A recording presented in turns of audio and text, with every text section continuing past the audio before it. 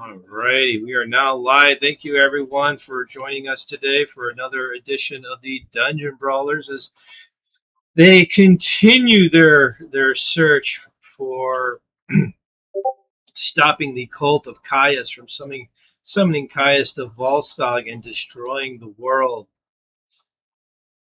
Last session, they were in this keep, this underground sanctuary building where they encountered several fiends and demons, and upon killing what was I don't think I named him. I think he was still just a generic. Now I gotta scroll in. Gosh darn it, I can't read that small. Yeah, just a Nalfeshni. After defeating a Nalfeshni that was guarding a secret, not just any secret, he was guarding the ritual that is to be used to summon Caius. They now have the exact instructions upon their persons to summon this being, this demon, to our world of existence. On their way out, they decided to, investigate the place further, as all adventurers do. They want to make sure every stone is turned, every corner looked at, every nook and cranny examined, and they found themselves in an ancient dining room where they are currently fighting some Death Knight aspirants and death marks. And we left off at the top of the turn order. So at this point in time, then, we want to welcome our new member today. Welcome, Alex, and your character of Merglor. I hope you have fun with us today. So the first thing I want you to do with what we've discussed is go ahead and we're going to roll for initiative. So since this is your first time playing, let me explain how this works. Go ahead and select your character. Select your character token. Once when your character token is selected, go to D&D Beyond and then click on your initiative number.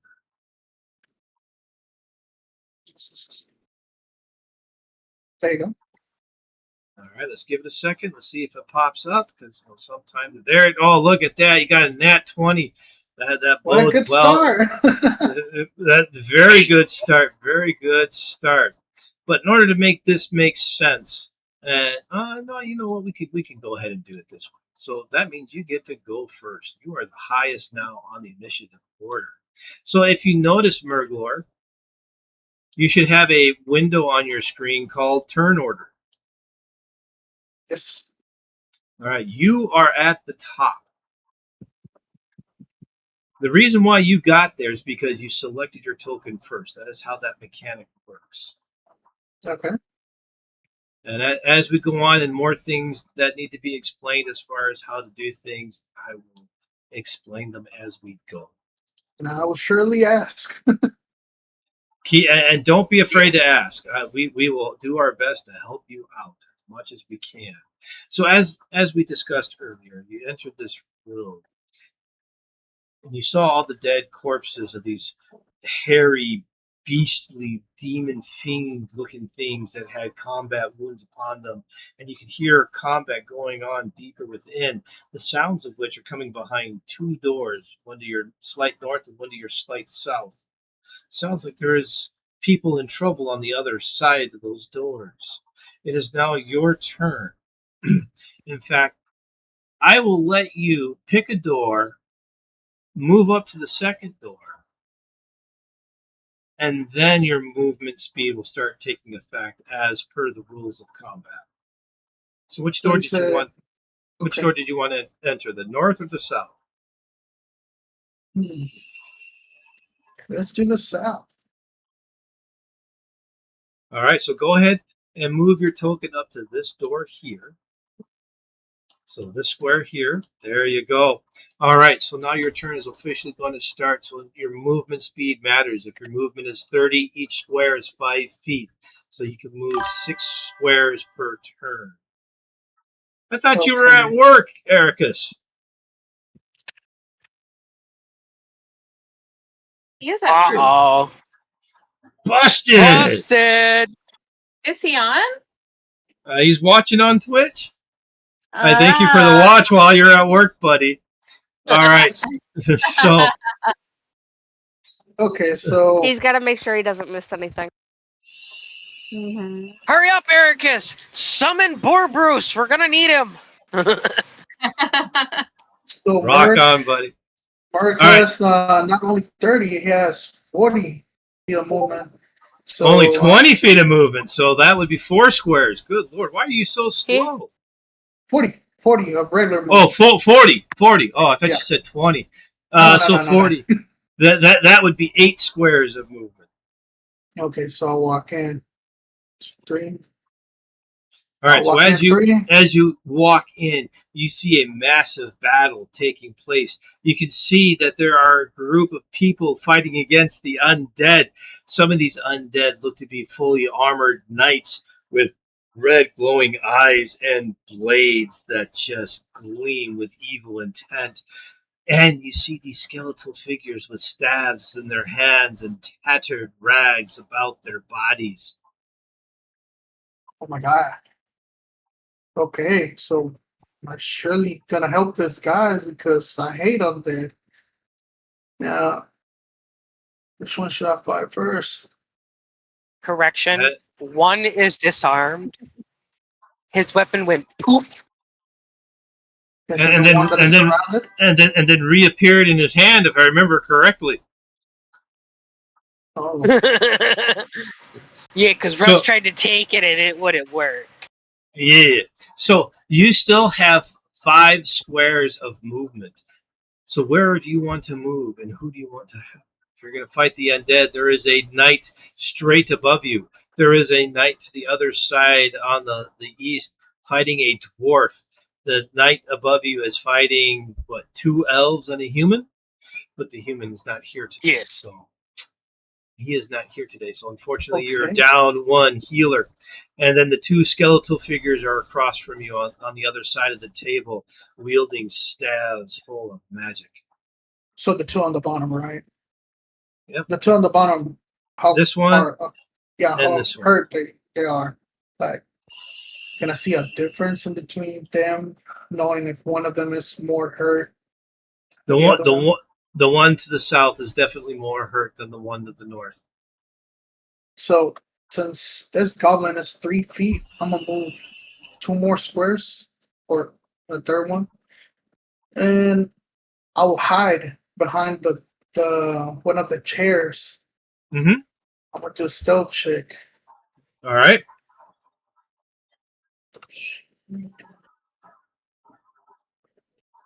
Okay, so put the token. Oh, now you don't have to press the token. That clicking the token was only needed for the initiative. Does it show? All right. So on a 19, you meld into the shadows behind the chair. And since he doesn't see me, I'm gonna shoot a psychic blade on him. On this guy on the bottom. Now, do your psychic blades have range? I thought they were only melee capable. You can throw them. No, they're range. the range Because it's too. Kuak. So All right, yeah. they have a throw range from 60 normal, 120 feet. And since I choose the sharpshooter, so I don't have disadvantage to 120 feet. It's only 35 feet away from you. Go right ahead.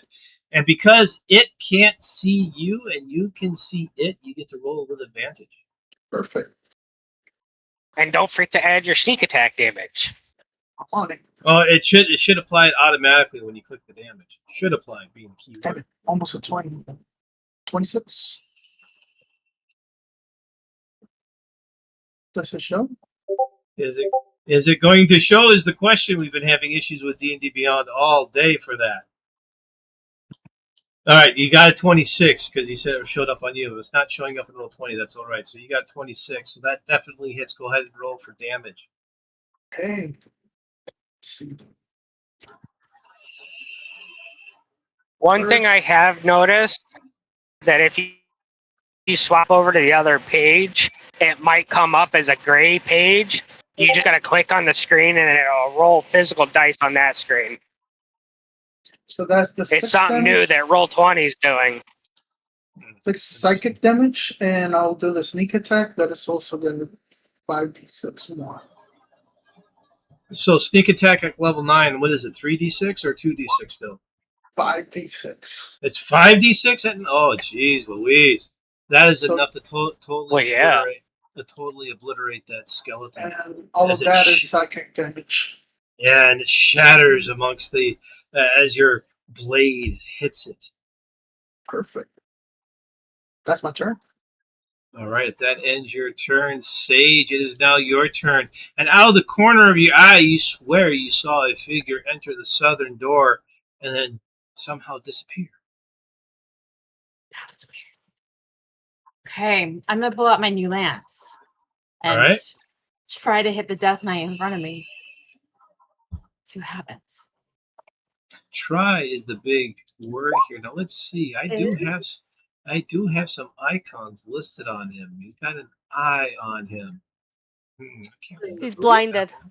Ah, Nope. he's blinded and he's got the hunter's mark on him. So, being that he's blinded, you get to roll with advantage there, Sage. So that 20 is going to hit, but you might as well crit fish. All right. And it's just for hit, right? Just to hit. Oh. A worthy try, but a 20 does hit. And you hit him for 5 points of damage. Ugh, so weak. All right. So, because I didn't like that, I'm going to pull out my longbow and lean back and see if I can shoot him. Honestly, you don't have to worry about that. And again, you get to do it with advantage because he can't see. Okay. So, let's see. Might as well crit fish. Mhm. Oh, no. Nope. But the 22 hits and he pierces his armor for another 10 points of damage. Oh, yeah. And I've got Hunter's Mark on him, too. Yes. 5. For 5 another extra points 5. of damage. Hey, it all adds up in the end. What for your first one too? Oh, yeah. I forgot about that. 5 again. That was amazing. Maybe on my keyboard, I wonder. All right, so For another 5 points. So a grand total of 25 points of damage against the Death Knight. The Death Knight turns his head, his red eyes glower at you with evil intent. Mm-hmm. Does that end your turn then? That ends my turn. All right, so the Deathlock gets to go. Ugh.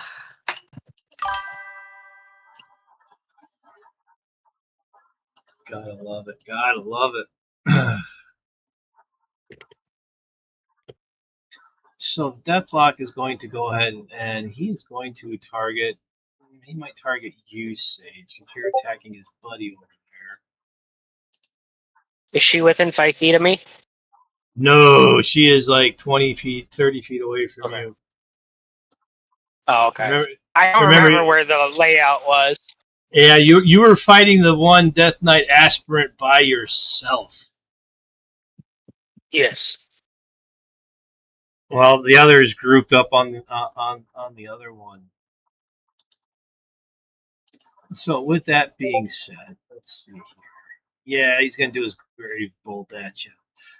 You're gonna get 2 grave bolts your way there, Sage, and it looks like you do have a spell upon you that is increasing your AC. It might come in handy as a 19 is your AC.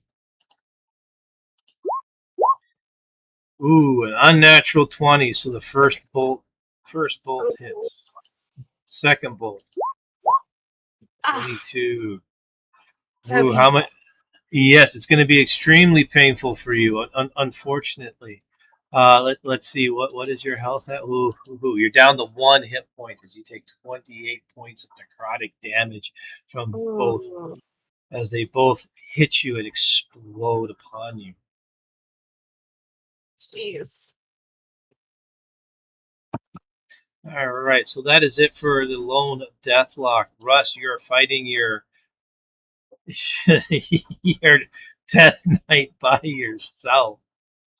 Go for it, buddy. My trusty mace +2. We're gonna swing on him. Swing better.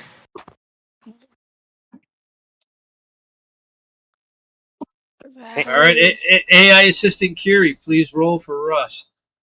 That's 17. 17 doesn't hit on the first one. You get 2 attacks. Are you serious? Come on! Roll I'm high! at 20. Nice. Fucking smite him! All right, we'll get to it, buddy. We'll get to it. Go ahead and roll for. Sorry. Go ahead and roll for damage. He's very lucky I'm We're gonna using do my level lucky 2 dice smite. on him. Okay, well, first let's get the base stuff, okay? Yeah, we got to get calm the down. base.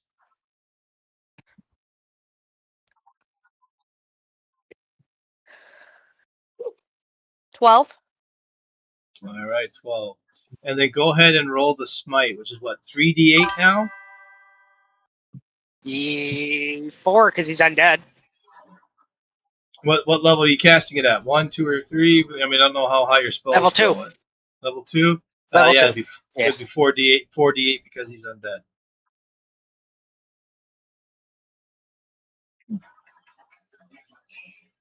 Please stop giving him advice. You could always use the die roller with a d20 too. That might be faster. Maybe, but if I don't use these actual dice, I'm going to feel awful about it.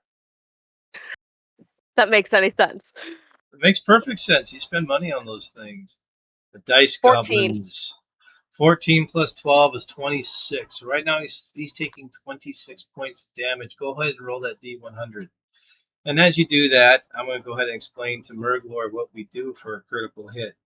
Critical hit rules as written, you double the damage die and then add your modifier. There are things out there in the internet that are called crit hit tables and crit fail tables, and that's what we use. So you roll a d100, and depending on where you land on that table depends on what you do. So here's as an example, we got a 93 on the crit hit table. That's going to be good. So we're at 26 damage right now. 93. Oh my lord! You have impaled the Death Knight aspirant. So we're at 26. Roll a 1d10, please, because he takes 1d10 bleeding damage. Make it high. 8. 26 plus 8 is 34 points of damage. Now, with that 34 points of damage done to him, which I haven't applied yet because of reasons that you're going to hear about, not only does he take the 1d10 bleeding damage, he is now stunned for 1 round. So I'm going to go ahead and put our little stunned icon on him so we know he's stunned for 1 round. Triple your damage. So that 34 now becomes what? That's 12. We'll carry the 1. That's 9 plus 1 is 10. So 102 damage because you crit this guy with your second attack, leaving him with 39. Does that end your turn then, Rust? See. What all can Rust do? Bonus action wise. No, wait, I already used bonus action. Yep, that ends my turn. All right, then, Kiri, it is now your turn. I used Call Lightning last time I was here. Yes. I'm going to be using that again. Well, you don't have to cast it. That was a concentration spell. You can just. I know, but I have to use a magic action in order to call lightning back down because it's already there. Yes. I totally forgot about that. So, Murglar, just so that you know what's going on as well, as a refresher, what Call Lightning does, it creates a storm. So, there's all kinds of storm clouds above you as well within this room. You can hear the roaring of rolling thunder echoing through. Go ahead and call your lightning. Okay. And I'm aiming for the one that Russ just hit. It's actually I think it's a dexterity. Yeah, it's a dexterity save. Which he automatically fails because he's stunned. So Nice. Allow him. So go ahead and roll for that call lightning damage.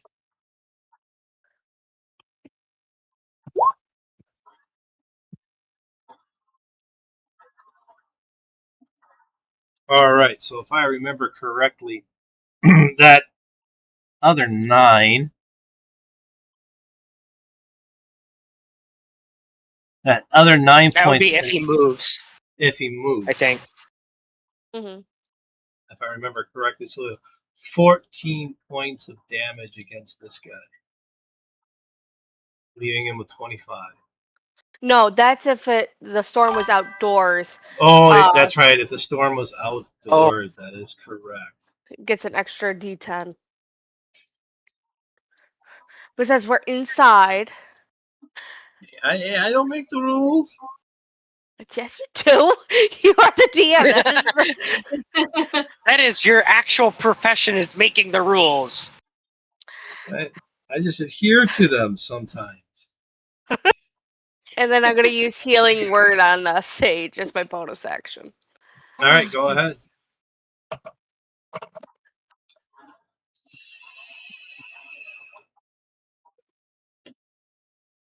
Whew. Ain't Thank you taking Sage so out on me. All right, Sage, you're back up to 26. It might not help. We will see. So the Death Knights get to go. If that ends your turn there, Yep. Kiri. So with that,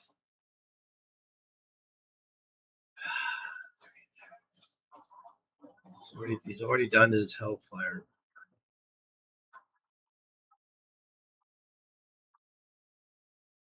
All right, so he's going to do 3 attacks. He's going to do 2 against you, Kiri. 2 against you, Sage. 1 against you, Kiri. Too bad Phelan isn't here. He could take this hit. Here you go. Sage, 2 against you as he tries to slash at you with his dread blade. 14 does not hit. 21 does. So you take a grand total of 24 points. 14 slashing, 10 necrotic as its evil blade slashes through your skin. Just had to bully the person I just healed. Right? Yeah. But his third and final attack is against you, Kiri. 23 hits. First off, give me a concentration check, please. So Constitution roll.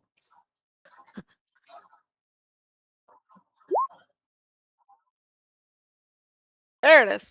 All right, so 11. So if I remember correctly, the way concentration checks work, I've learned I've been doing them wrong all this time, but I kind of like the way I do. Okay. Yeah. So if you take damage, you must succeed a Constitution saving throw to maintain concentration. DC equals 10 plus half the damage taken rounded down. So you took the damage that you took from this thing would have been 24. Rounded down would be 12. So that would be would have needed to succeed on a DC of 22 to maintain your concentration.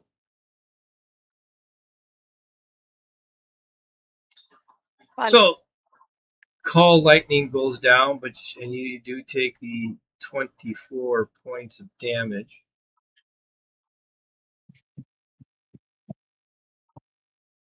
Oh, shoot.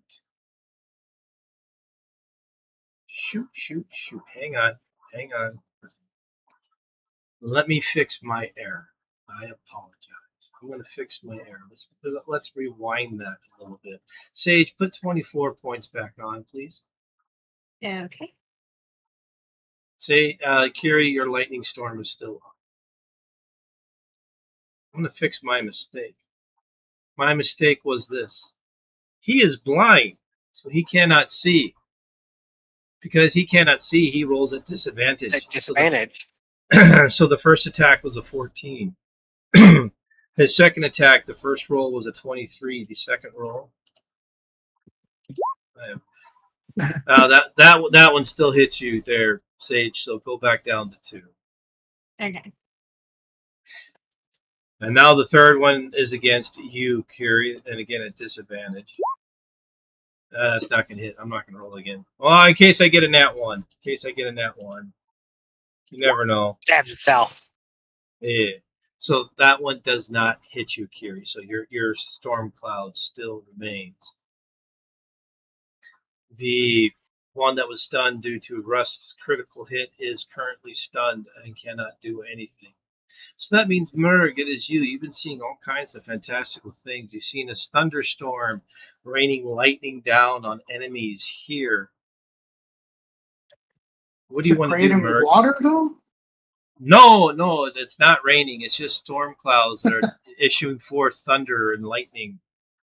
Okay, so what I'm gonna do is I'm gonna keep walking, sneaking under the table. All right. Let's do right there, under the table.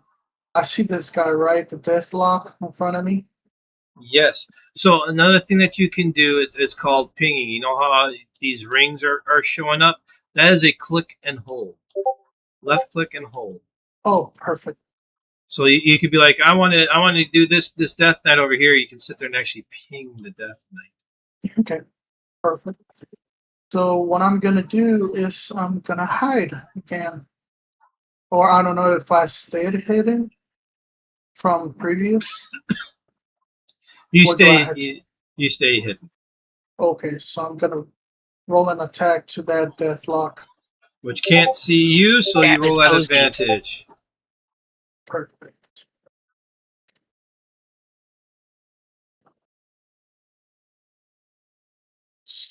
Does it show I roll a 26? Hasn't showed yet, but I'll take your word for it. You rolled a 26. 26 hits. Go ahead and roll for damage. Okay, so the first one is going to be 8 psychic plus my sneak attack. That is going to be 18. Nice. Brings him down to 10. So That was- for my bonus attack, I'm gonna shoot another blade. But I guess it's gonna be a regular because he already sees me. He already took damage and he knows where I'm at. Yes. Yes, correct. Okay. So that goes regular.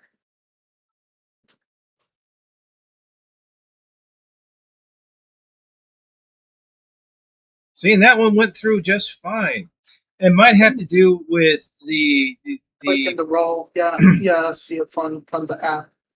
Yeah, it might be because you're trying to roll it with advantage. I've seen that happen before. One of the things that seems to fix that is ironically, if you do click your character and have your token selected, when you roll with advantage or disadvantage, sometimes that fixes it. If you want, go ahead and try it now, just so that we can see if that actually does work. Let me test it out. Yep, let's go ahead. 20 hits, so it doesn't matter. You're going to hit this guy, so. Okay. Select your token and then roll with advantage, and let's see if that actually pops up. Take a double click. Yeah, you just clicked a normal attack. You have to hold down Shift, I believe, for advantage or disadvantage. Okay.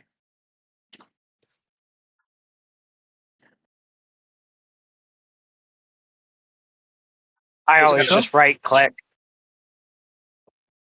It didn't show, right? Nope, it did not show. That's all right. So we know 20 hits. Go ahead and roll for your damage then. And you've already done your sneak attack. Sneak attack, so I cannot do it again. Just the regular damage. Hopefully, it's more than 10. Oh no, it's impossible.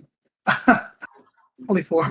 Another 4. Well, 4 damage is still 4 damage. So that's 4 damage less than you had to do. 2, 3, 4, 5, and I'm gonna move 2 squares back. All right. 6. Right No there. problem. And if that ends your turn, Sage, it is your turn. You're Sage is looking gonna- mighty hurt. Sage is gonna spin on her heel and invoke Misty Step. And move down here. I think that's the 30. And then she's going to pull out her longbow. And she is going to. All right. Well, before you roll for the attack, why don't we have a little bit of fun? Oh, we'll let that go if you want. You get to roll with advantage, so that doesn't it. So you still have one more 2-hit roll to go. Give me a Constitution saving throw.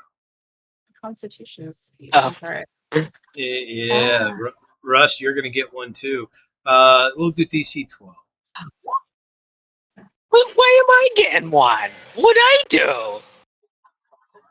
This is a high stress situation. You guys are getting low on health points.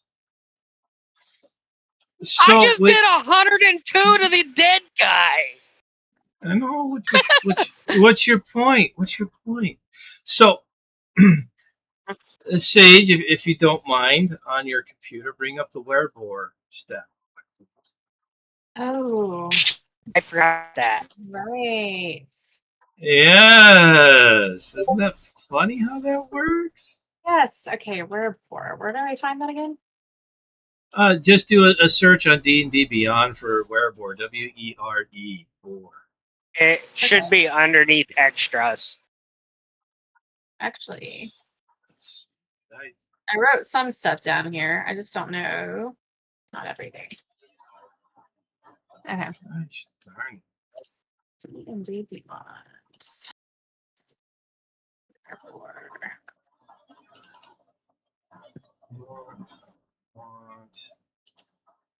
Why does it gotta Okay.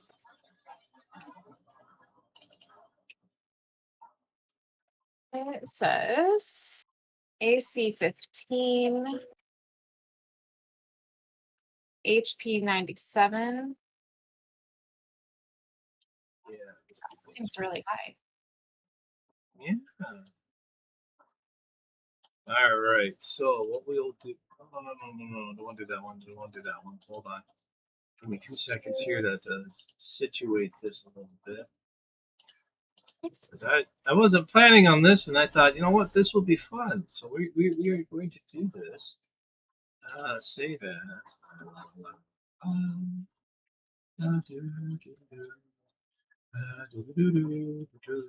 Go. Come into here. We're going to upload. And then I need Chris here. Did Rust pass his constitution? You'll be doing it on your turn, buddy. Oh, okay. Yeah, it's not right now. I thought you meant right now. No, on your turn. Like I said, it's a high stress situation. I'll play. Well, fingers crossed, Rust just brushed it off. Oh, I don't know about that. Hey, I've passed every single one so far, but then again, I've been rolling. So, Murglor, you Yes. see this dainty little elf grip her stomach in pain, almost doubling over. What? She begins to writhe, and her body undulates. And after a while, she begins to scream in pain as you hear the bones crack and dislocate and reshape themselves. And as she stands, you see a very animalistic profile.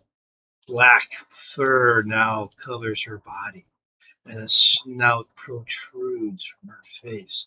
What was the AC? It was 15 AC, 97 health? HP. Mm-hmm.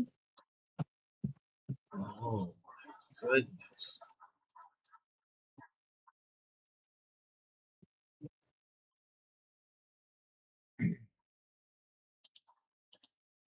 So you now give me a wisdom saving throw to see if you are able to maintain your faculty.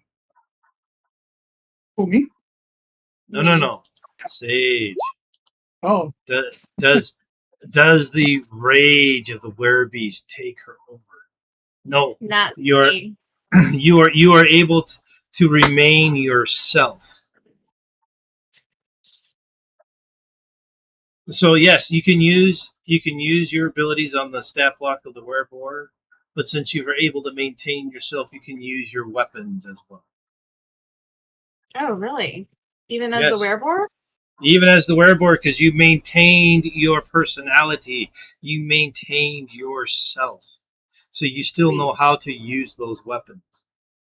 All right. I sort of like shake myself, pull my longbow off my back, aim over there at that Death Knight aspirant, and shoot. Hopefully. All right. So that is your first attack with advantage, because the first one you rolled was a 12, and now you're at a 23, so it takes 14 points of damage. All right. And then very quickly, I load another bow in and try again. All right. Roll with advantage because it can't see you because it is blind. Roll Okay. again. I don't know how to roll with advantage. Alrighty.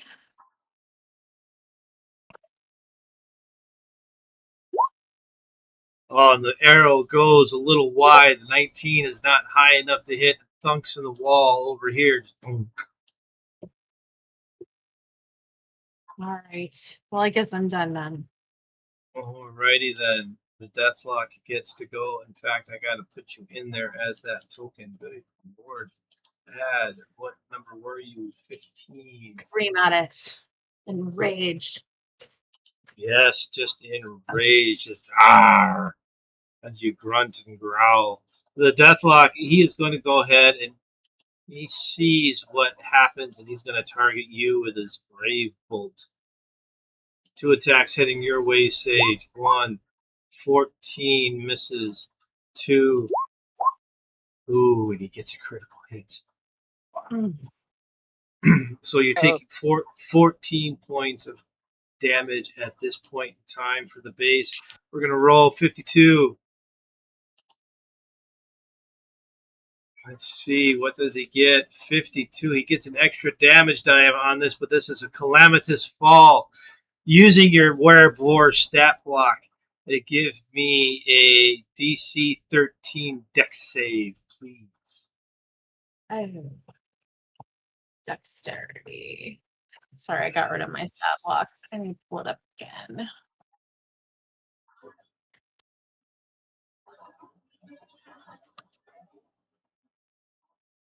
Until you're able to revert back to your normal form, I would probably keep it up in the background. All right, yeah, I'm going to. All right, so it was a dex save. That is correct. Is that right? DC 13. Okay. Not sure how dexterous a werebore is, but I think I have um Not very dexterous, if I remember correctly. customize. Override. Do we just do a 20?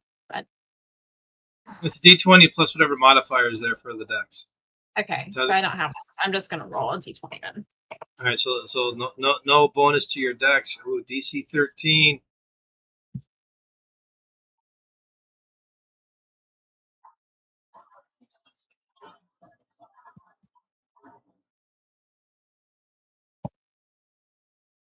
Man, it just doesn't want to come through tonight, does it? Sometimes they mess up. Did it roll for you on your end, Sage? Yeah, it did. I saw 13. 13. All right, so you do survive, but he gets an extra damage dice. Otherwise, you would have been knocked prone as it was a calamitous fall. But he gets an extra damage die against you for that, which is 2d8. Nasty, nasty, nasty.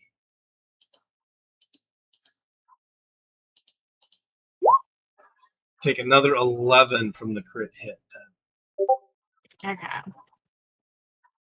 That is it for the Deathlock. Russ, it is now your turn. You're still squaring off against this Death Knight aspirant. Okay. Second Who- verse, same as the first. Who is now no longer stunned because it's been one full round since you hit him. Also, no advantage. Damn. Well, time to bonk him on the head. Yep. All right. Let's crush the skull. AI assistant Kiri, please roll for Russ. 26. 26 hits. Go ahead and roll for damage.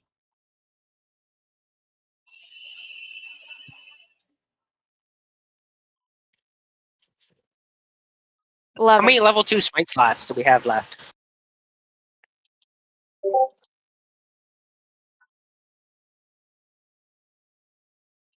2. 2? Alright. So we'll add on a level 2 smite slot onto that hit. So another 4d8 damage.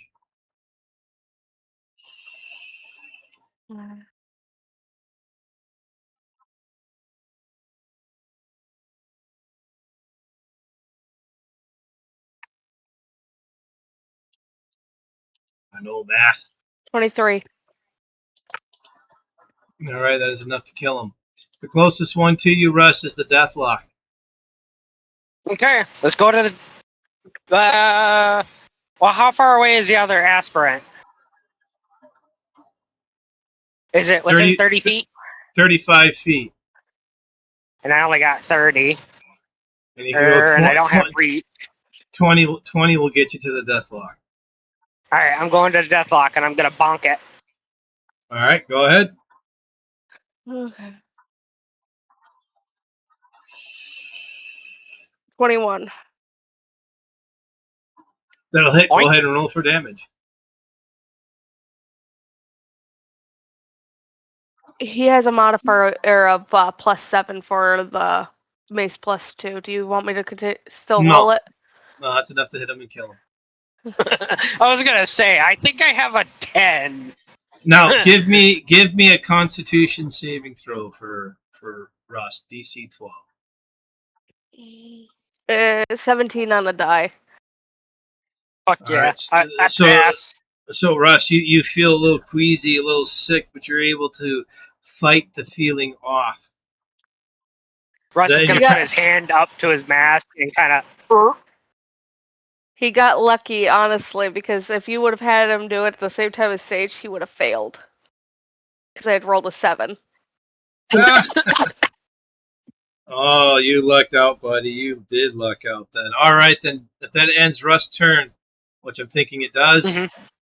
Kiri, Yep, it is 'cause I now done- your turn. on everything. The one closest to me is gonna get hit by lightning, hopefully. Dex save.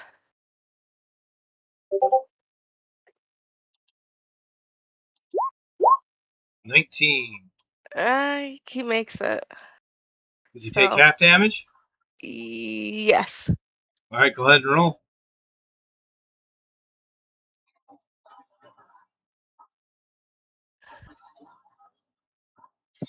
And while Fuck, I was she's robbed. how much? It was 8. 8. Ooh. No, it's still 8. It's still 8. And Sage, through your enhanced senses of smell, sight, and hearing, your sense of smell is telling you there is another person in this room. You smell goblin. Smell shit. And does that end your turn? Does that- Goblin. does that end your turn then, Kiri? Actually, I'm gonna cast healing word on myself. Alrighty. Just to make sure, because I'm right next to this guy. Yes, and he's coming up next. That's going to be a nasty blow if he lands any of them. Please don't die. I'm trying not to. Yeah, I'm because almost at that's full health. 2d10 plus 3d8.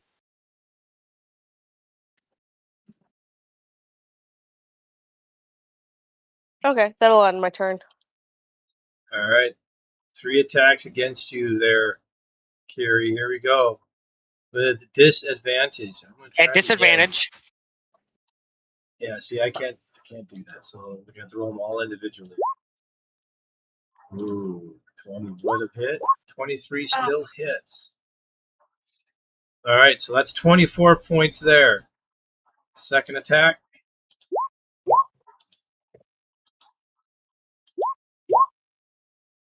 $48 points of damage. Oh my gosh. What? Third and final attack.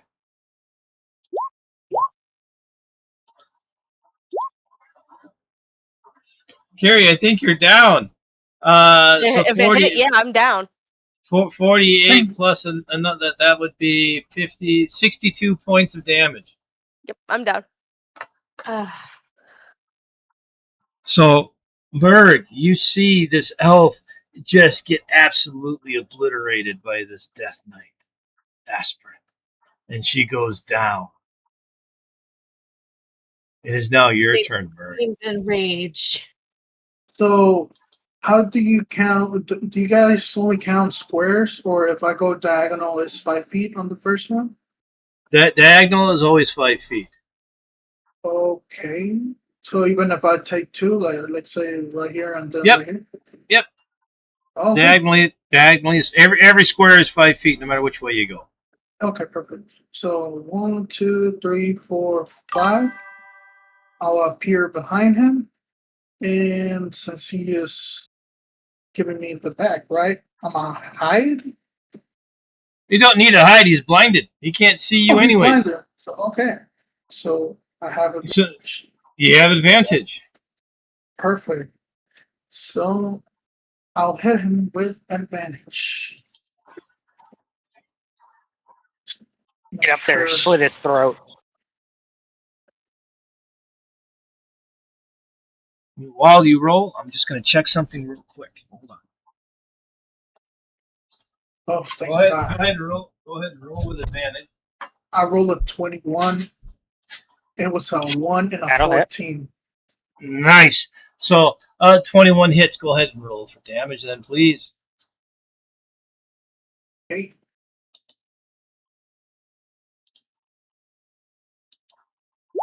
So for the sneak attack is 22, and for the regular roll is wait. Why the hell did I roll 6? All right. So hold on. So your first one is 20. So So the sneak attack is wait. Yeah, it's counted the sneak attack. yes, but you can do once per turn. Yeah, I don't know why it rolled again. Another set of 6. I don't know why it rolled another set of attacks. Did you attack twice yet? Because we're only concerned about that first one that you got a 21 on. Yeah. So So 20 for the first one, you did 27 points of damage. correct. And All right. don't count the second one because I don't know why I rolled again. The sneak attack. Oh, it happened. Because you And then- clicked it too hard. Yeah. Then I roll probably did. roll again for your second. Okay, for my second attack is going to be 23. 23 will hit. And where's my dice at? 1d6. I'm just gonna roll it like this. So 5 plus 3, that's another 8. So it does another it show? 8 damage. No, it did not show, but I'll go ahead and calculate the other 8. So it's 27 plus 8. So brings him down to 33.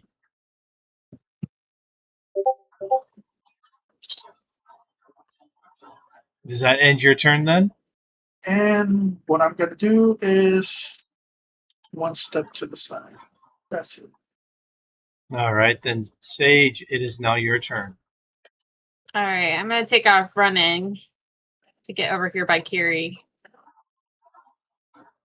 And I'm gonna cast Cure Wounds at 3rd level.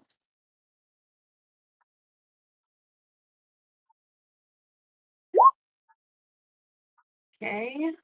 All right, Kira, your eyes open up and the air fills your lungs. You are back, but you are still prone.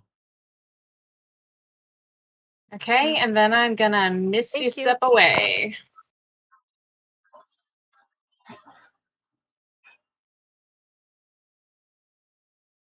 All right, then if that ends your turn, Sage, Rust, it'll be your turn. Everyone is kind of surprised as a goblin appeared on the battlefield from underneath the table and attacked the aspirant. Rust is Yeah. gonna yell friend or foe. And then Hmm. Misty Step up to the Death Knight aspirant.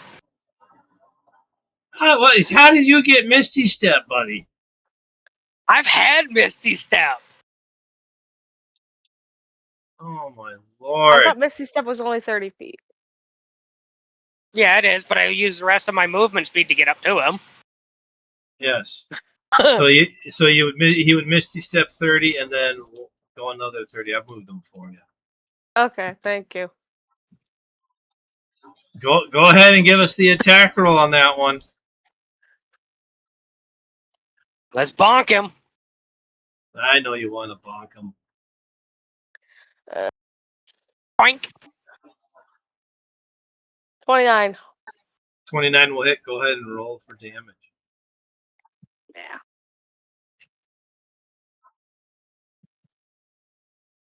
I can't wait for my improved critical. 9. 9 points of damage on the first hit. Do it again.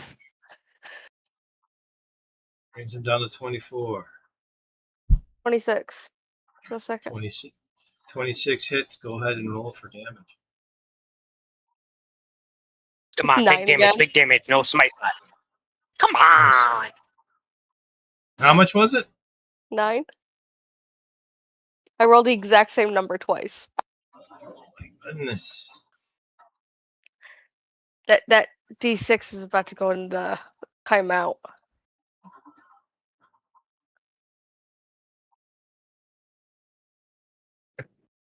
See, now you know why I want the Dreadblade, you know. Have a All right, sword then. bigger than Rust to swing. All right, then, Kiri, it is now your turn. I'm assuming that's it. That's for you, Rust. And since I went down, the Yep. storm faded. Yes. Yeah, the storm is gone. Storm is now gone. But you got to use half your movement to stand up as you are still prone from dying. Well, yeah, I wasn't really planning to go anywhere. Oh. Where is it? Primal Savagery. Ooh, there you go. Bringing out an old one. Love it. And I've still got advantage, right? He's still blind. Yes. Yes. Sweet. I have to make sure. 24 will hit. Gonna Okay. crit fish? Sure, why not? Is it gonna... Mike? Thank you. Nope. All right, 24 hits. Go ahead and roll for damage then.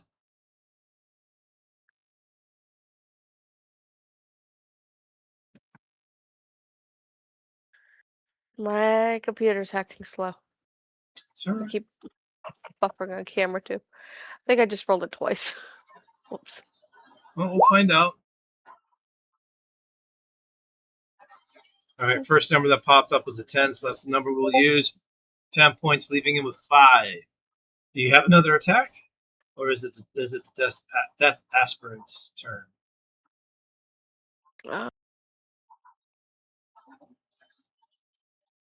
He's already at disadvantage because of blindness, so that's not gonna help any.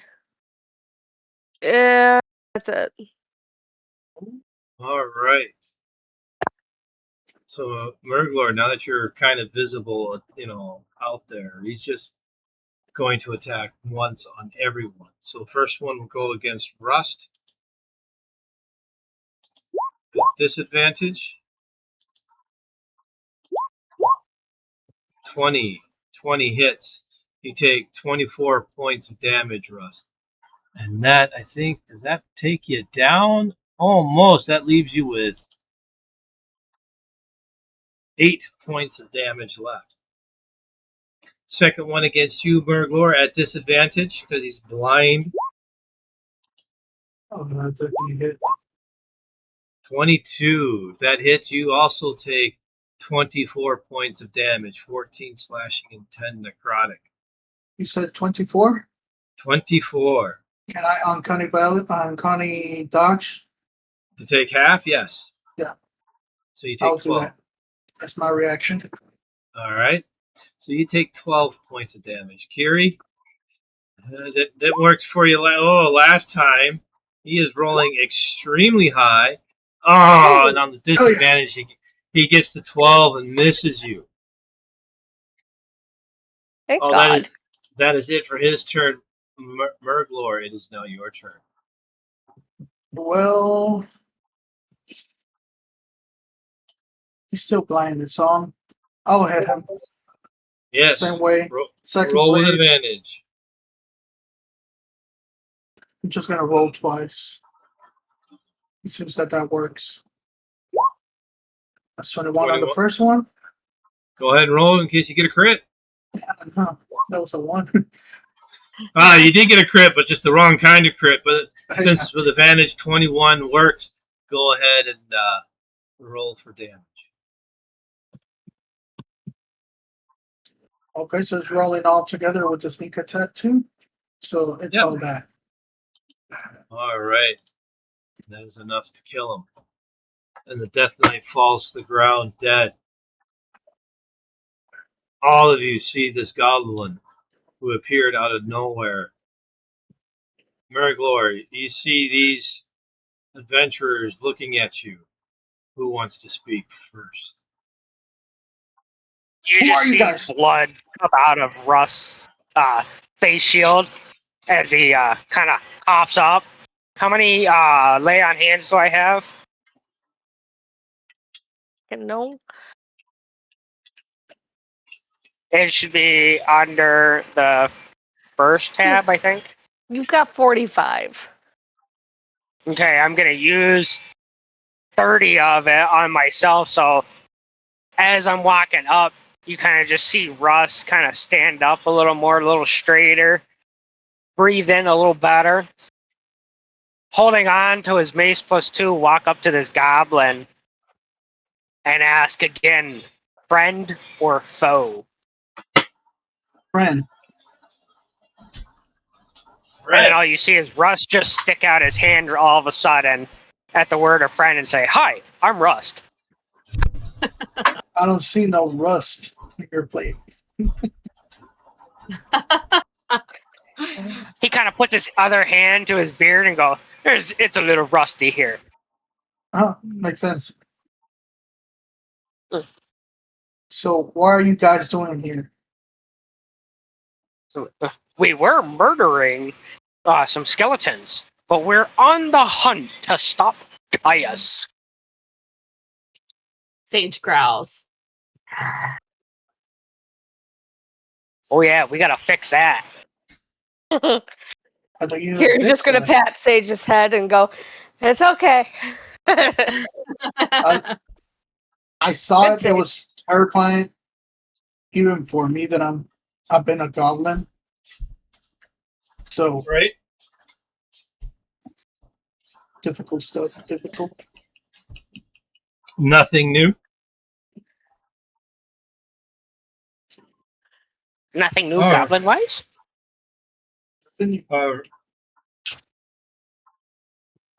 Alrighty. Now So, Russ wants to search the bodies.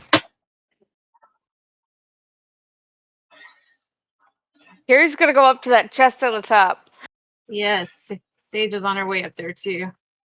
You guys can go up there. Russ wants to search the bodies, mainly the aspirants. Oh, Lord almighty. He really wants one of those Is he dread gonna- blades. Is he gonna do it? He really wants one of those blades, doesn't he?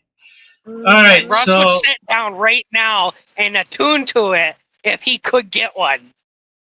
He will spend the hour. all right, so I will give you a 10% chance of getting. I am going to Ooh. roll a d10. It has to get a 10, and I Fingers will crossed. give you one, and I will give you one. I said I'm going to regret it if it pops up. It's an 8. So Russ, as you search the armor, the pile of armor that is left of the Death Knight aspirant, you see a blade at his side, and eagerly, hungrily, you go to grab the hilt. And as you lift the blade up, the blade itself just disappears into dust, and leaving only the hilt. I'll start laughing. Russ wants to hold on to the hilt.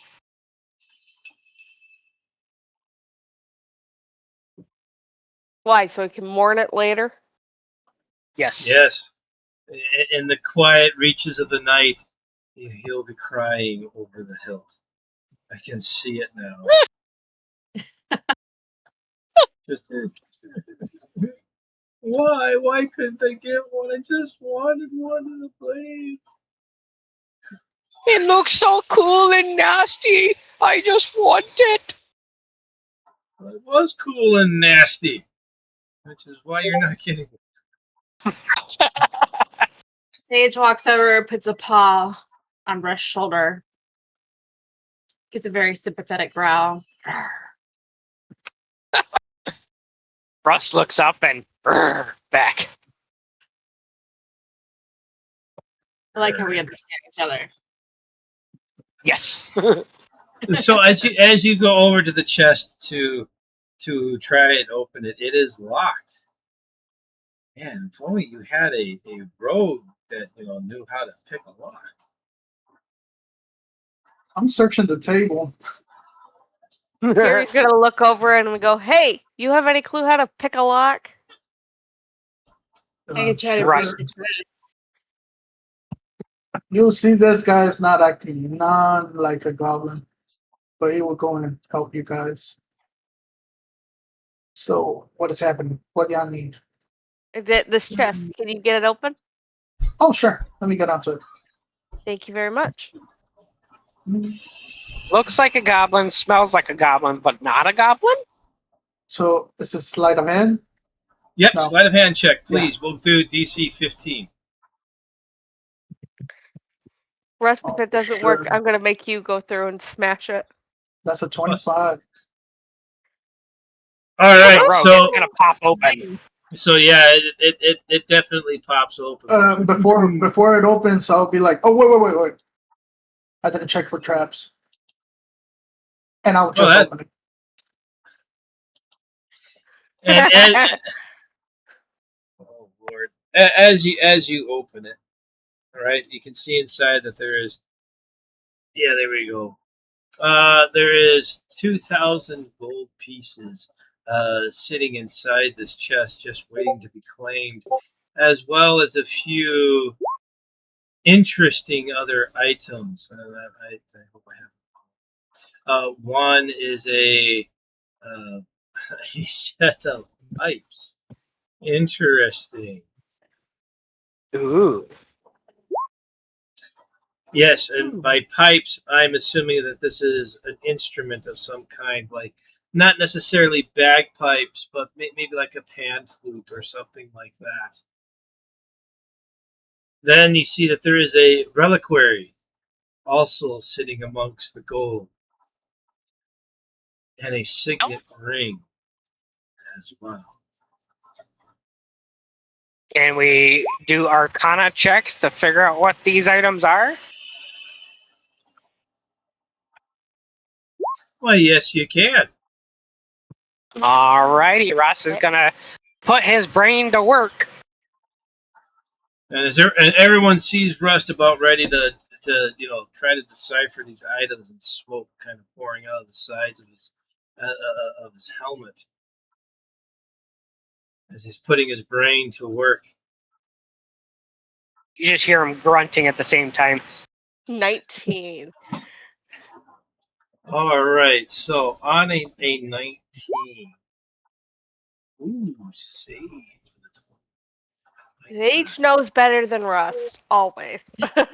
Yes, yes. So on a 19, Rust, I'll let you identify the ring. It is a Gruul, Gruul, Guild Signet Ring. It will give you the ability to cast Command Duel. Sage with a 21. Fuck yeah! Ring sticks it you're- on his finger. Requires attunement, buddy. Requires attunement. The other two items, the reliquary and the pipes. How many attune slots? I don't know. So, Sage, the other two items you identify with your arcana as the pipes of the sewers and the reliquary of twilight. So, metagame wise, what do these items do? Since I can't look them up myself.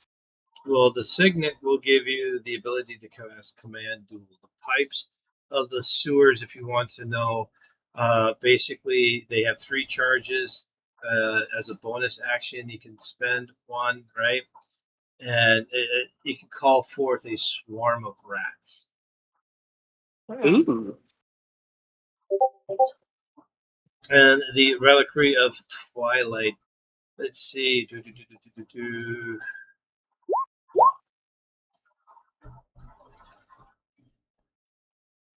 Well, that makes no sense. That must be from something that I do not have. I have never heard of that ability. Morning time? What is this? Yeah, I don't have that. That would be why. So since that is why, let me re-roll the reliquary.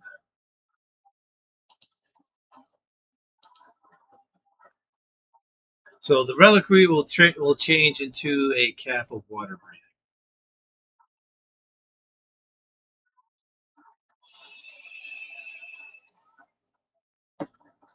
So, Kiri, That doesn't sound as cool.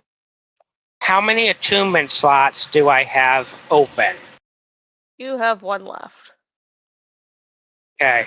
And it takes an hour to attune to something, right? Yes. Can Rust play with his ring on his finger and spend the hour as we investigate the rest of this room? Maybe a couple hours, get a short rest in the room? Well, that depends on what everyone else wants to do, isn't it? I want to investigate the room. I'm asking everyone. Are you? Yeah, I'm okay with that. Well, Sage has got to calm down, regain her composure, turn back True. into her less hideous form. Oh, thanks She very is much. not hideous. But I But- happen to be very adorable as a werewolf. Thank But- you very much. But does she is the question. Does she? Not calming down with those kind of remarks, Rust.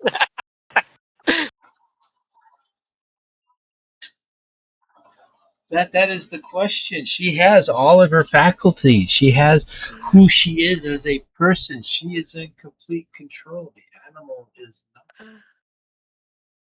Gary's gonna hand over 500 of the gold coins over to Morgar. I cannot pronounce that name. Just call me Mer- Mark. Mer- Morg. Okay. Yeah. Murglor. Murglor? yeah, Merglor. I'm gonna start calling you Merv after that cat on Facebook. Oh my goodness. So is the rest of the gold going to go into the bag of holding? Well, Kiri took 500 for herself. She's gonna hand 500 to Sage, and I could put the last 500 into. Yeah, put it into the bank. And then whatever items that no one else wants, we'll put into the bag.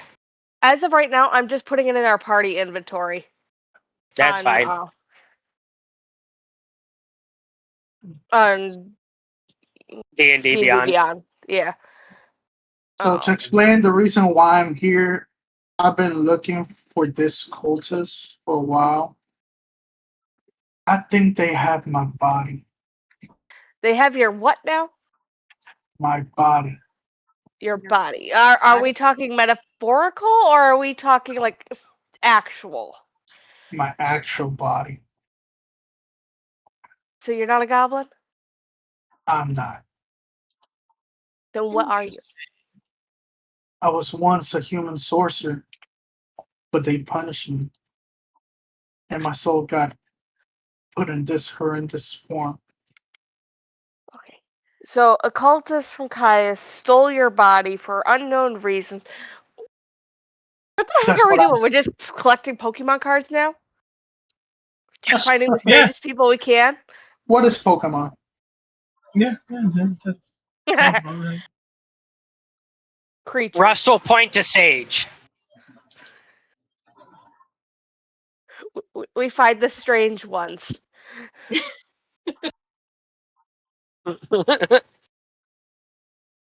Always, it seems, you find the strange one.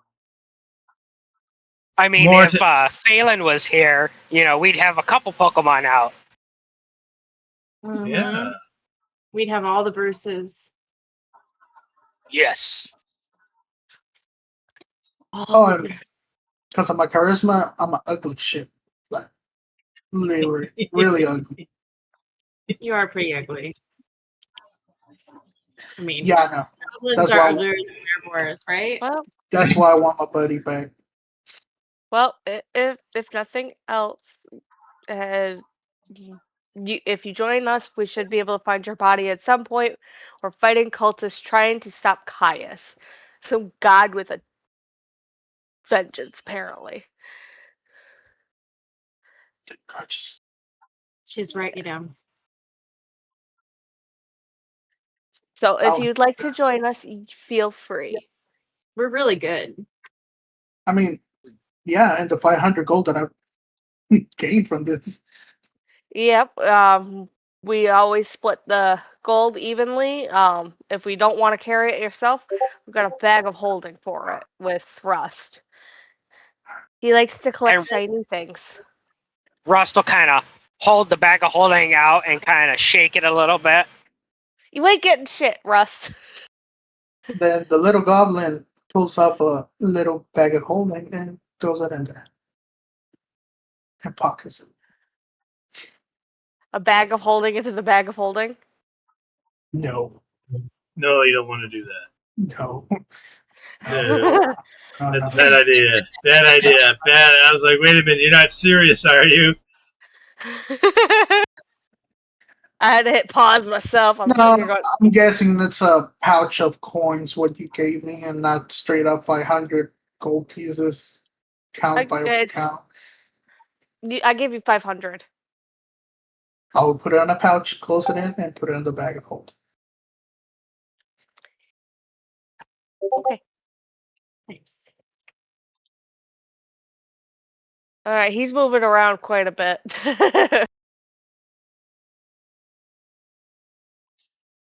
So, are you guys going to take a short rest here? Then is that what I was hearing? Yes. Yeah, if we can. I don't know if Well, I you- trust it with all the ghosts going around here. We might want to just leave. Where will we go? We gotta go back to the king and bring him this damn scroll. Okay. Apparently, they want to go through it and summon Caius now. Right.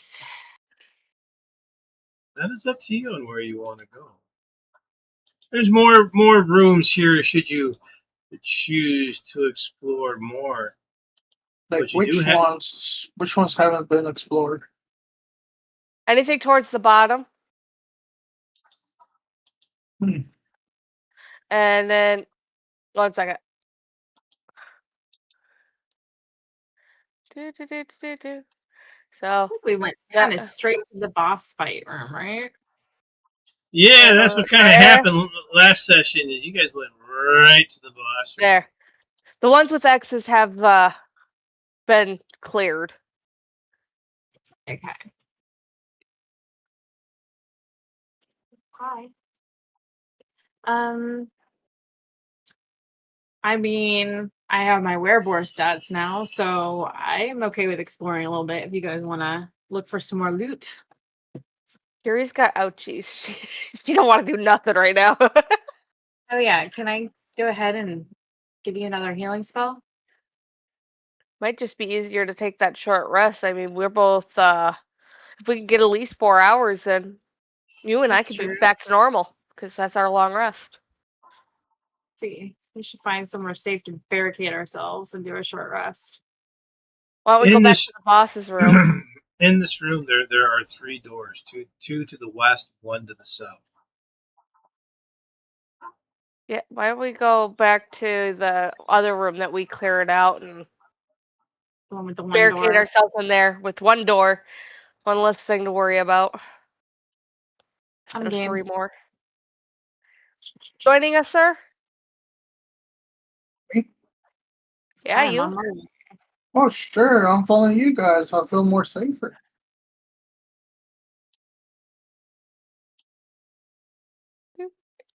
All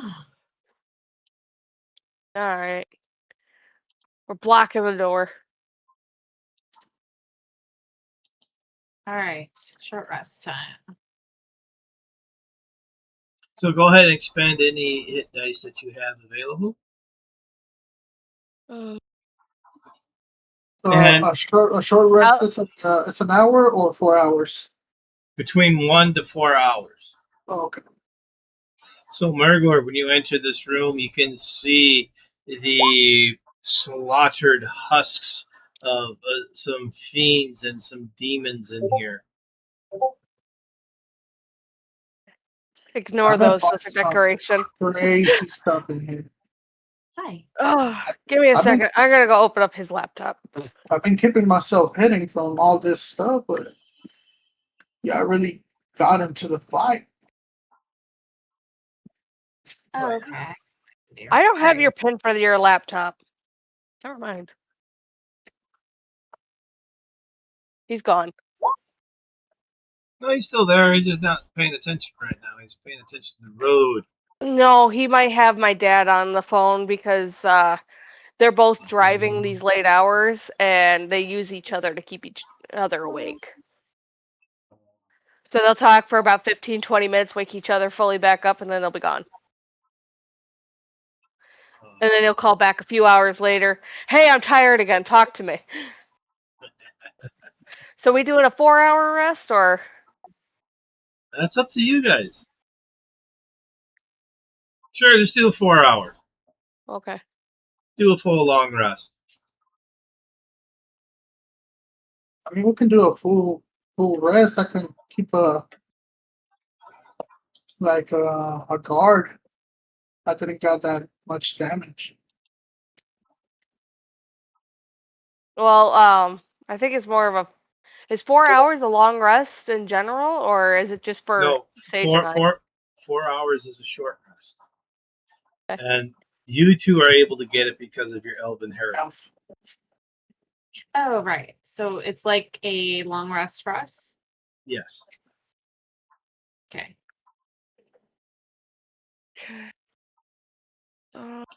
And we will say that in that time, Sage, you're able to recenter yourself. And if anyone is paying attention, they'll notice that the Sage's form begins to shift and change. And soon she's Gary's back always to her, watching Sage. back to herself. And I heard some bones spawn.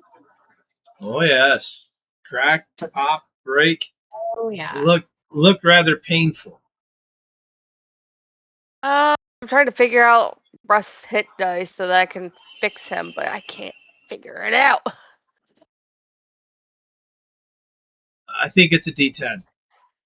A D10. Okay, I could do that. And at level 9, you would have access to 9 of them. So do like 3 or 4. That should be enough. Okay.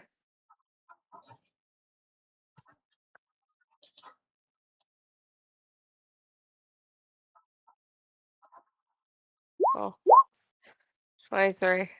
There you go, 23. That should Um, be pretty good.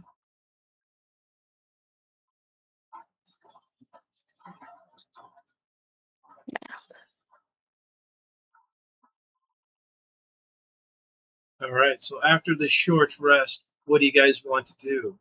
You have the scroll detailing the summoning ritual within your hands, and you know that King Valric and Ioannis would love to get their hands on this.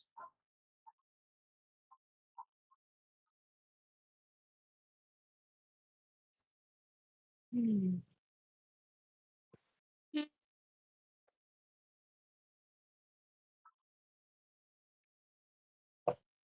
well, what do you two want to do?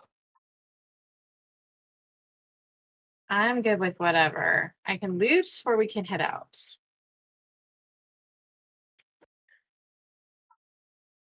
Uh,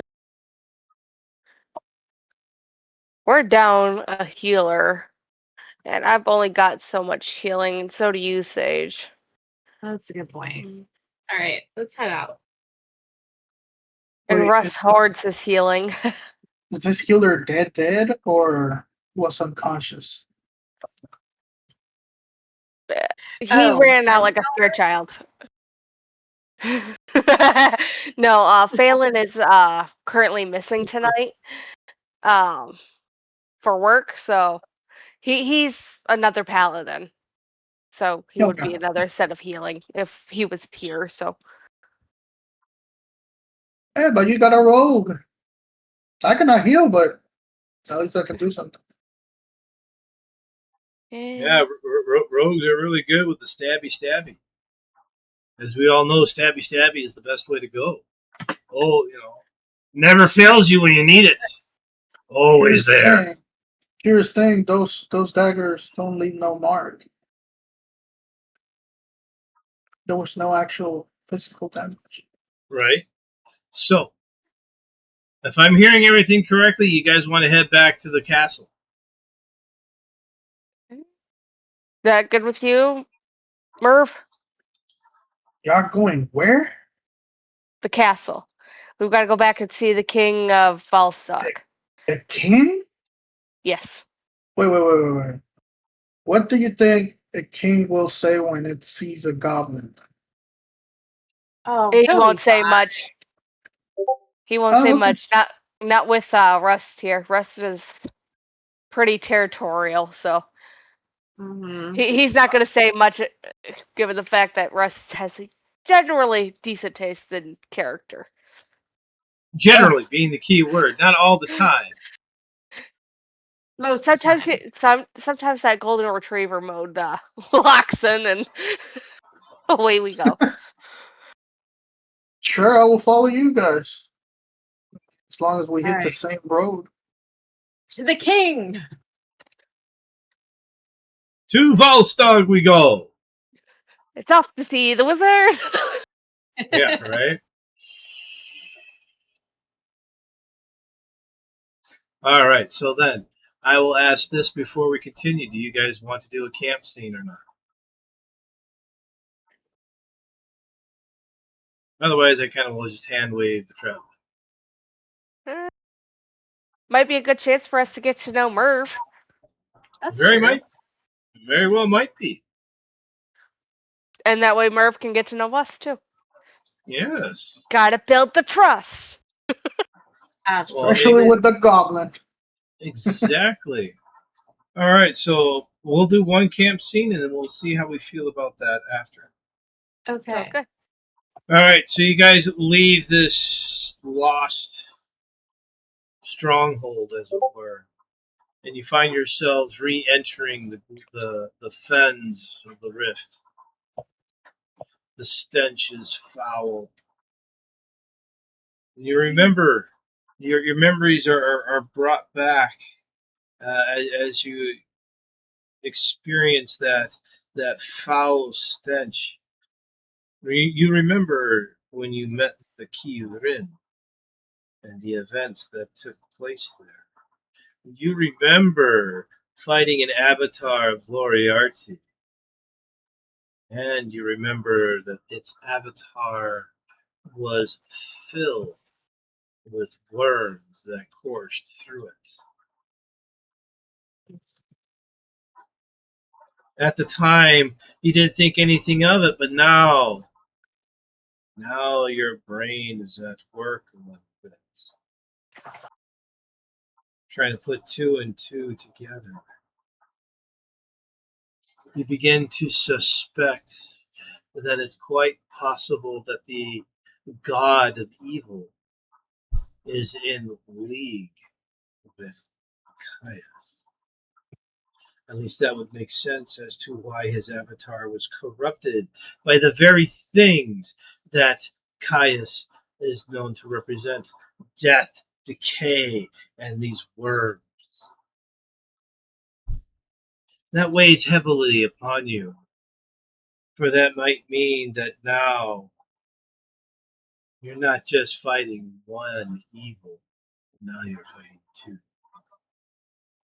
As you ponder these questions in your minds quietly, Merg, you're walking along and you're wondering whether or not this group can be trusted.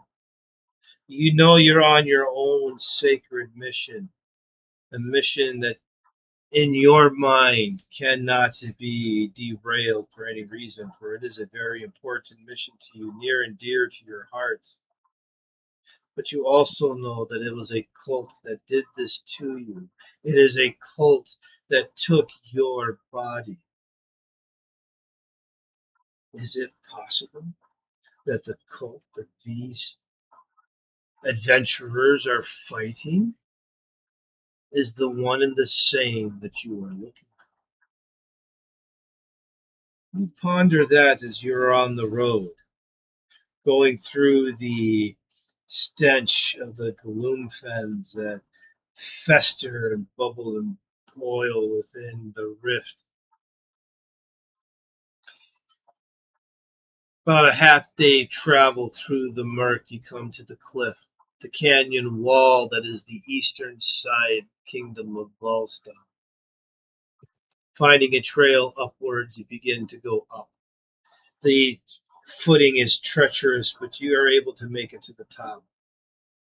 And when you do, as far as the eye can see, are grasslands and farms.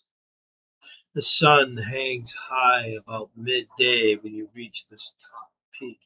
You turn and look about the rift. You can't see the eastern side, but the mist that sinks and has settled permanently within the fens themselves, the stink rising up to you. You welcome that you are no longer within that foul smelling place. The group heads off to the west. It doesn't take long before you find the King's Road, the road that bisects the kingdom from northwest to southeast, and you begin to follow the King's Road. Heavy are your thoughts. Dour is your mood as things begin to connect. Dots that you thought were insignificant, things that you've seen, things that you've experienced, begin to weigh heavily upon you. Traveling down the King's Road, you pass merchants and other travelers. Every now and then you'll see the King's Guard as they patrol the road,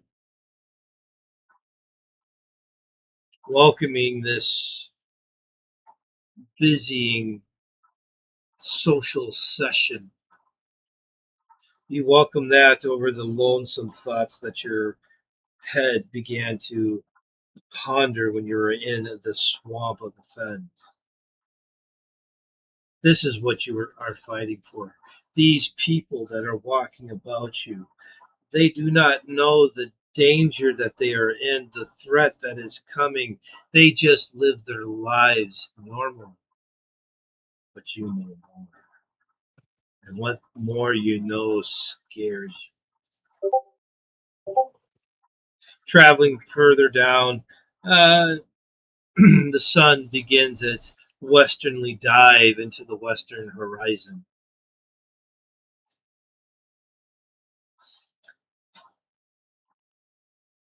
As that begins to happen, you start looking for a place to rest, maybe a roadside inn, because there are a couple along the way on the King's Road, but there isn't many. But you know that the nearest one is too far away, so you decide to make camp on the side of the road. You pick a pretty good spot to begin to make camp. The road itself, the people on the road, the King's Guard have thinned now, and it is, minutes before you see someone else. 10, 15, 20 minutes go by without seeing another person. Soon, 45 minutes to an hour, you don't see another person. And as the sun sets in the west and the night sky begins to light up the evening stars, you set up camp in a small glade on the southern side of the King's Road. A small brook of fresh water bubbles through the glade. Setting up your camp, you decide that hopefully, that there will be some rest tonight with these heavy thoughts on your mind. Setting up the watch. Who wants to take first watch? I'll do. All right, Murg is going to take up the first watch tonight. Who would like to take second and third? I'll take second. I'll take third. And then Russ will take the end. You still have some time before night, maybe about an hour or so, as you sit about the campfire, cooking what meager rations you have left out of your supplies. Kiri, Rust, and Sage, you look over at your newfound goblin friend and wonder, is he truly friend or foe? What will you do? I'm gonna walk over and sit down next to Merg, and I'm gonna say, "So, do you have mead? Mead? Or ale?" No. You'll see. No? You'll see that he's already prepping a meal. A bowl with salad. It's a salad and a piece of bacon that he had. He already has a container with water on his side. He's eating so delicate, not like a goblin at all. No mead, no ale. Your best bet for that stuff, Sage, is rust. I'm really not impressed. All right, I'm gonna get up and walk over and sit down next to Kiri and just kind of shake my head. You'll hear him say sorry. He might be okay. I don't know. Kiri's gonna loot Rust and hand her the tankard of plenty. There, take your mead. Can one truly trust an adventurer who doesn't drink? That is the Right? question of the evening. That's what I'm saying. Don't. Kiri's gonna look over and go, "So, Merv, you said you lost your body, right? How how did you manage that?" I don't know. I don't remember that much. I only remember this cultist it's like flashes. I only seen that they were grabbing this goblin in my body. They put it in front and they started chanting some spells. And then I woke up. Wow. Hmm. Heavy. Do you remember the symbol these cultists were carrying? Not really.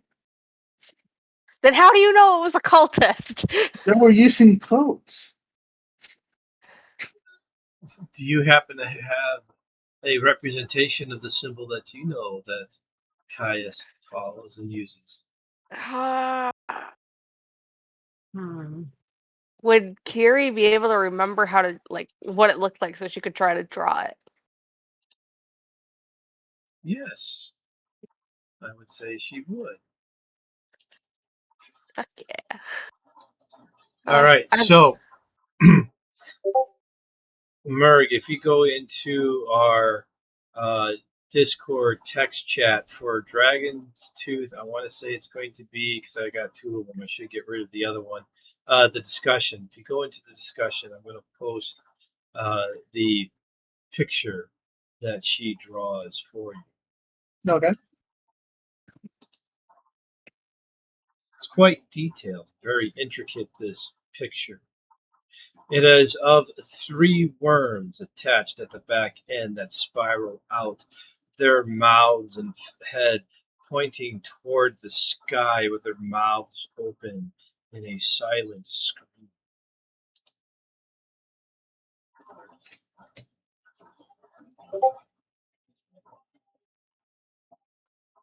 Uh, I'm pretty sure, but they had it on their on their side, So on their right hand. let me help you out a little bit with this. Sure. So when you see this symbol, you are given flashes of memory. Thoughts that you thought were not accessible become rushing to the foreground. You remember seeing a cultist with a symbol like that, very similar, tattooed on the right side of their face. You remember seeing a cultist that was dragging your body, have it dangling from his neck as a medallion. And you remember another cultist that was dragging the goblin. It was tattooed on the back of his hand.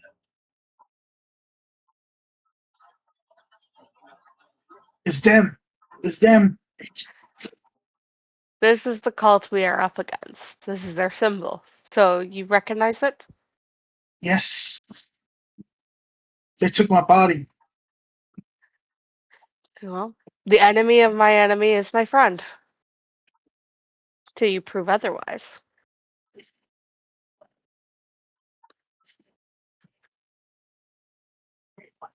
I'll keep eating myself. Stoic and quiet he does. Russ has introduced himself as he normally does, but I am known as Kiri. And this here is my lovely friend Sage. Hello. So you're a She's druid? I lift just my tankard. just pounding Rest the my cup of tankard of water. pudding. Kiri's gonna go. I am the druid. The lovely Sage is our archer. Our lovely ranger. Wait, druid or ranger? I'm a Sage is the ranger. Kiri Good with is the the bow and druid. arrow. Huh.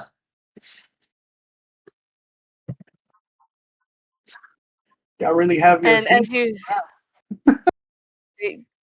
we definitely try. As you saw earlier with Sage, she is afflicted with lycanthropy. I can't say that word, okay? Lycanthropy. My tongue Yeah. said no. So She doesn't have it. So think of this as the syllables. First syllable is the word lie. The second syllable is the word can. The third is throw, and the last one is pea. Lie, can, throw, pea. So I can throw pea. If you want to think of it, think of that sentence. I can throw pea. Oh my gosh. Listen, Uh, that word is just gonna end up being my Worcestershire sauce. Which is just No one can say it right. Oh my god. I still can't say that word right. Okay, so we're on a page there. That's my that's my word. My tongue refuses. So you learn, Berg, that now one of your fellow companions, even though you saw it, you kind of brushed it off, but now it starts to make sense.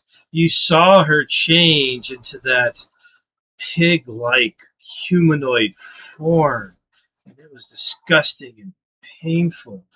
Now it makes sense. She is cursed with an evil of lycanthropy.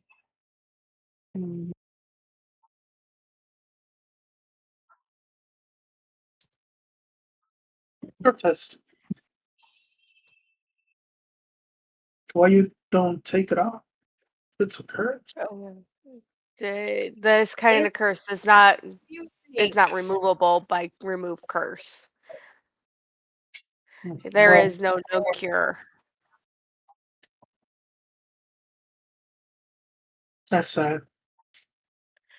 Indeed, our friend Rust also has that affliction, and it does not affect him as it does Sage at the time being. To our luck. Well, at least y'all didn't got your souls ripped off. So So No, while okay, go ahead, we've been through continue. plenty others. We've been thrown back in time. We've been fighting a god. wait, Now, what? this cult that is attempting to summon a god. Oh, It's been a jeez. lot. And we are currently fighting against the cult to stop it because this god is evil and will destroy the world.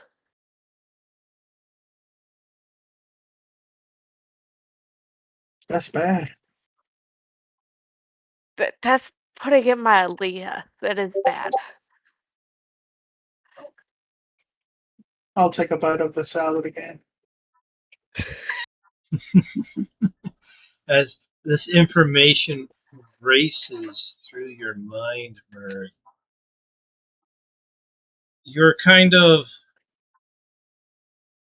I would say, as a rogue, almost feel a little conflicted. Doing the narrow do good of the world is not necessarily top of your list of things to do. You're mainly concerned with just getting your body back.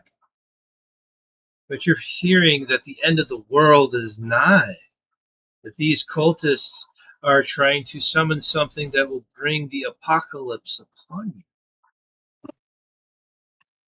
Maybe, just maybe, it is time to answer a higher calling.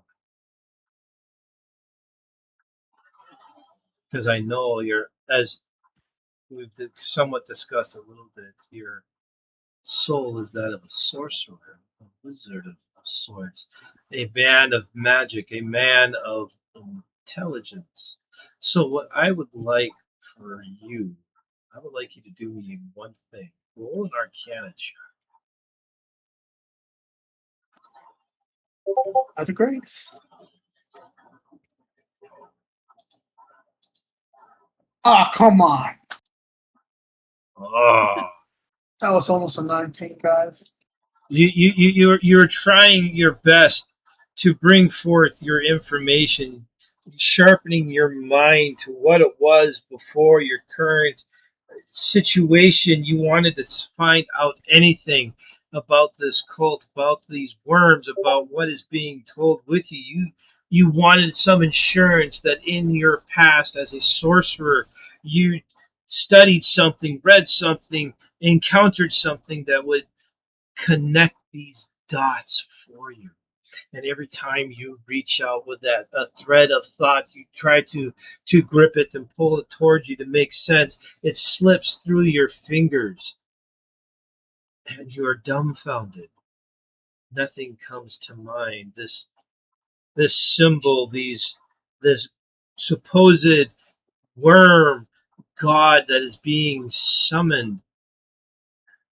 The threads of thought just vanish in your mind as you try your best to concentrate on it. It is overwhelming what is being told to you.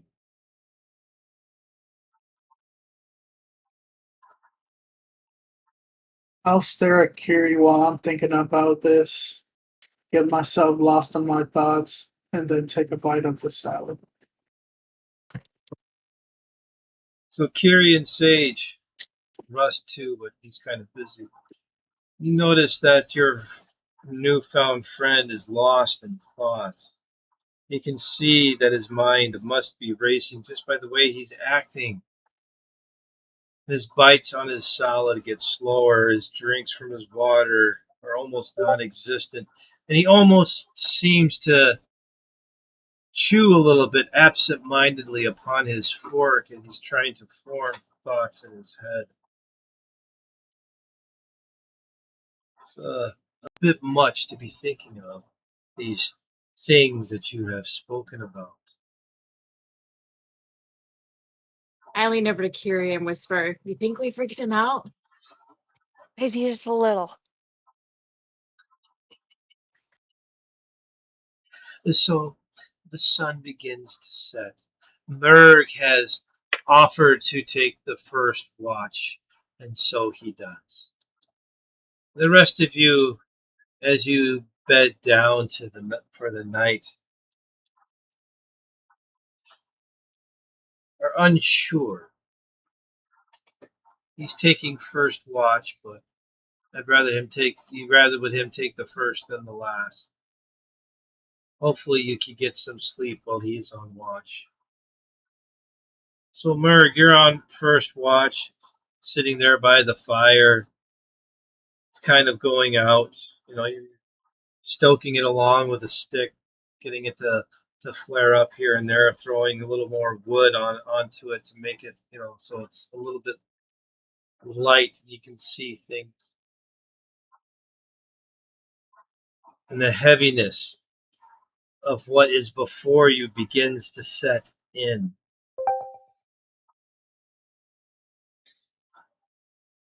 And I think with Merv on first watch would be a great time for us to take our break.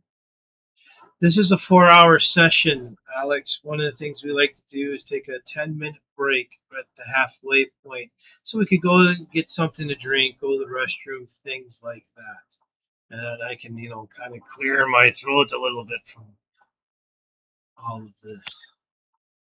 So let's go ahead and take our 10-minute break. And I will see you all in 10 minutes. See you in Sounds 10. good.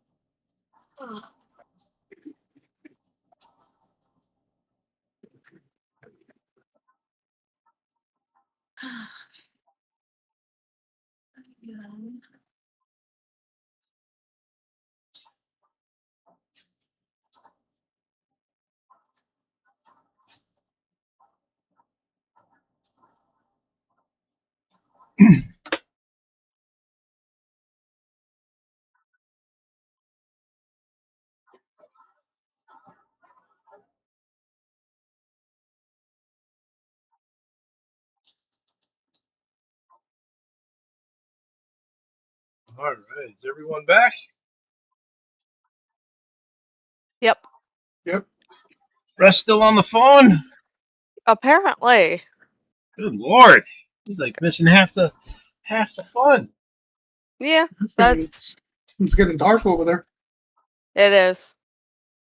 This is part of the reason why he's on the phone. Right? All right, it's getting dark over here. I gotta turn on some lights. One light.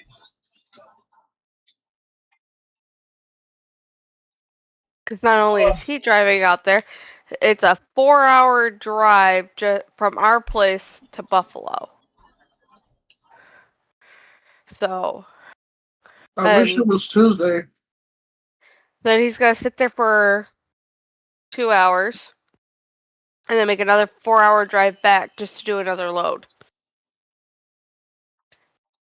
And he's doing that on 3 hours of sleep. Oh yeah, been there, done that.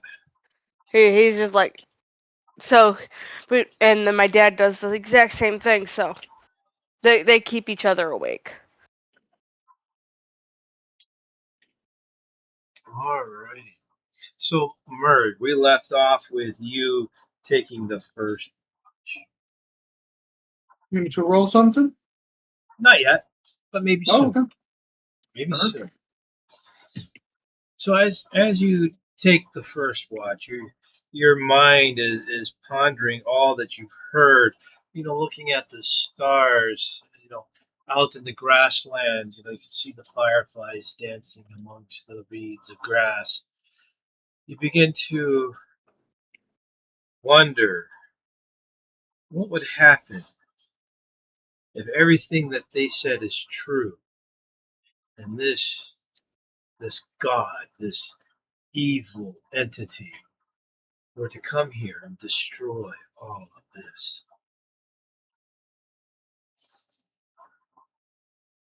And it weighs heavy on you. This world is beautiful. The landscapes are amazing. The people are extraordinary. Through your research and studying as a sorcerer before your current predicament, you've learned all kinds of fantastical things that make this world worth being in. And the thought that some otherworldly entity can come in and destroy it all begins to anger you. A deep anger that rises up from beneath you. Give me an Arcana check.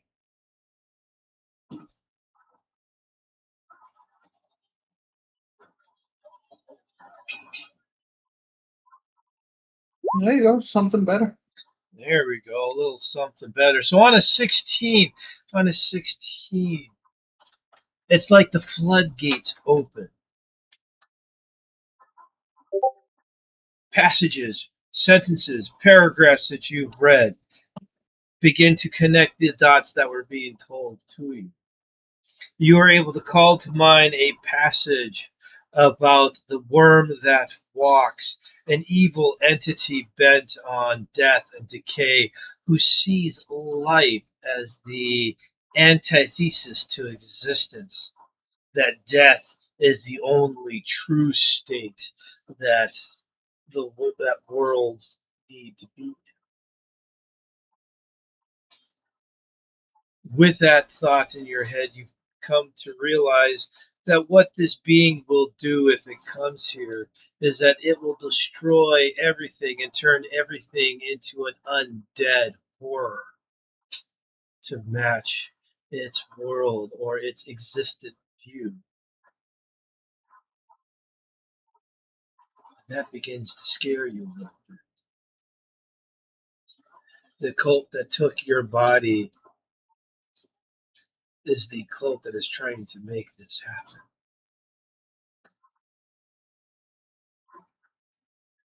So tell me, what is your character thinking as all of this is happening? He's upset that he's not going to be able to find his body because at the end of the day, if there's no world, there's no body. So then thinks about the God. Like, I don't even care about the gods. But if they decide if a world exists, I need to help them something. My body can wait.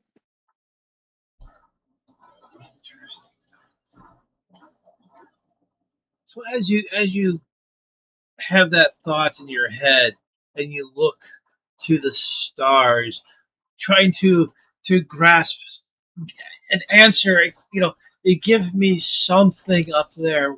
Why is this happening? What can be done to stop it?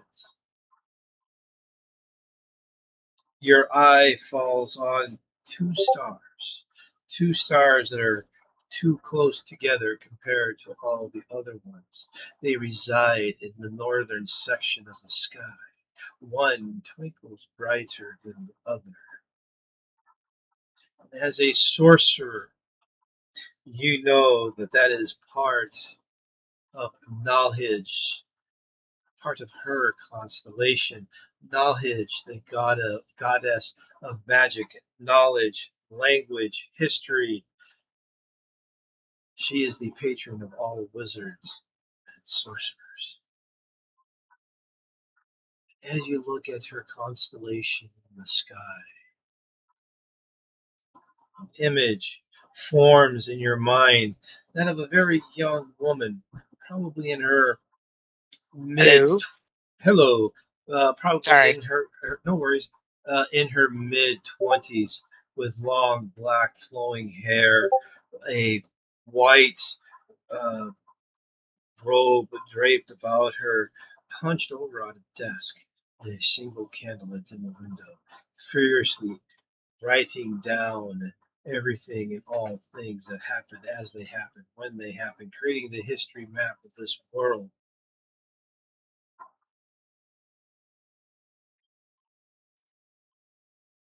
And as she's doing that, she stops.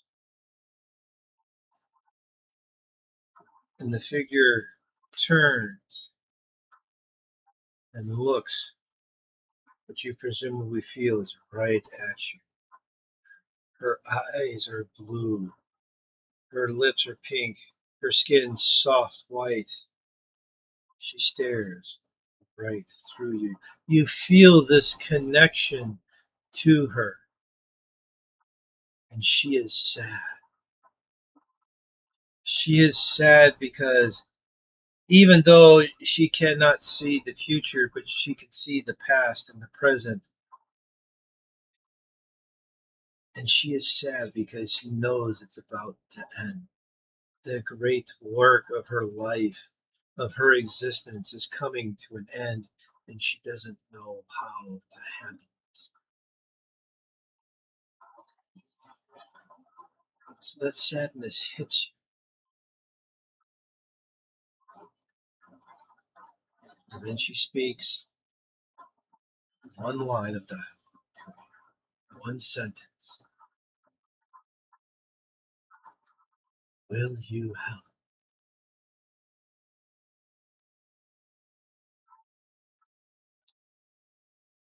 Rust puts his hand on his mace and goes, "Of course we'll help.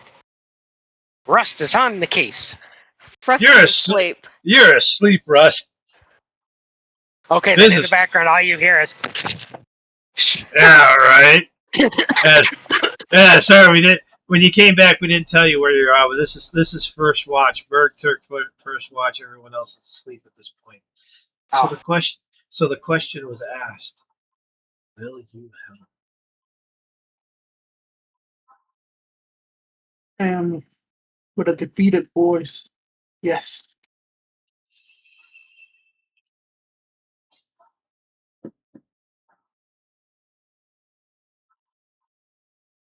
She smiles. There's a twinkle in her eye, and she turns back to her desk and continues to write.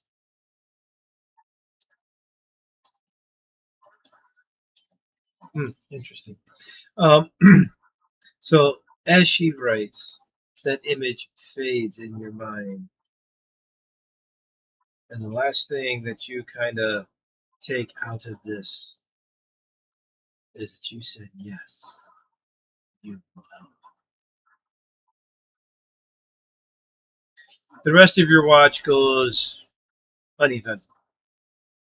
It is your turn to wake the second one and watch, which, if I remember correct, was that you, Sage? Or was that Kiri that took second watch? Sage took second watch, and Sage is currently muted.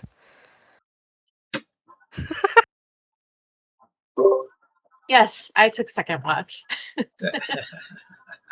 As you wake up, you already have a tinker full of ale. Well, mid. I think you were drinking mid or ale. No, I forgot. Remember what they Alcohol. handed me. I'm good with either. she wants that elven wine.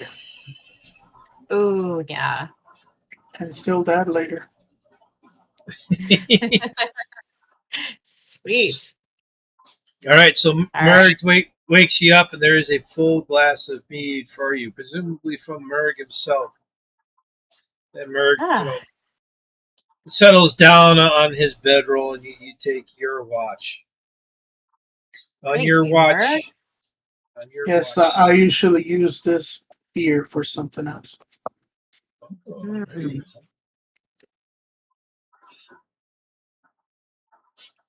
So once Merc settles down and lays down on his bedroll, you begin to take up your watch, Sage. And as an Okay. elf, you have a particular affinity to the world around you, almost like a druid. Very similar, but not quite. You ponder your situation, cursed with lycanthropy, fighting an evil god who wants to create a world of undeath. And the stars, they glint in the skies, and they fill you with a sense of awe and wonder. And you can't bear the thought that there may be a time in the future where you can no longer look up and see the stars. And it fills you with a sense of dread.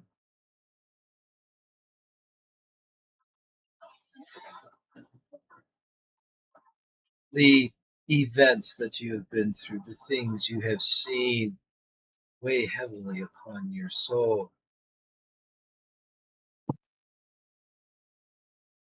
During your watch, you hear a rustling in the grass, a backside of the camp. Right? When you turn to face this rustling to see what the disturbance is, you see coming through the grass toward you is a white stag,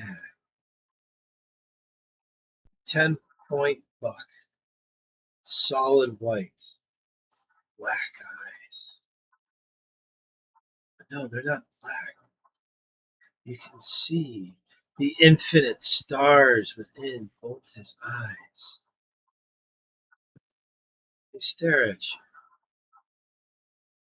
just looking at you. I go over and kneel before it. As you kneel, the stag lowers its head, and you can feel a soft tongue lick your cheek. Raising your head to look into the eyes of the stag, you see an infinite sadness there.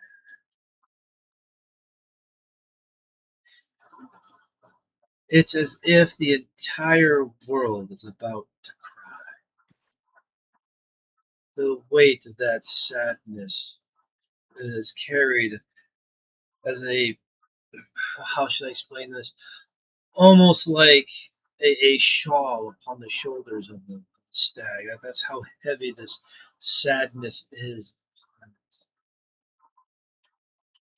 And it looks at you. And you sense this otherworldly connection with it.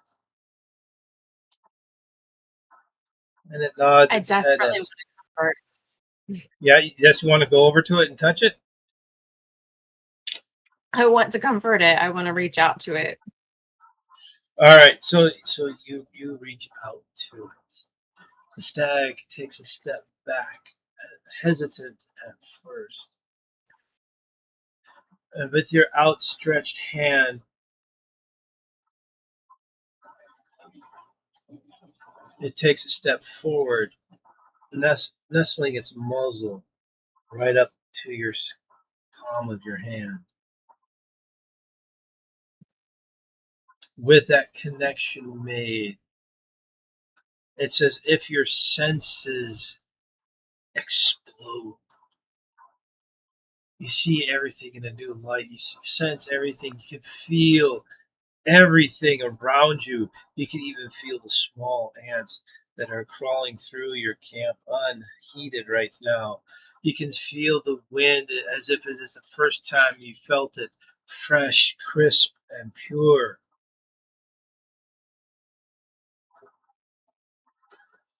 And then there's a voice in the back of your mind.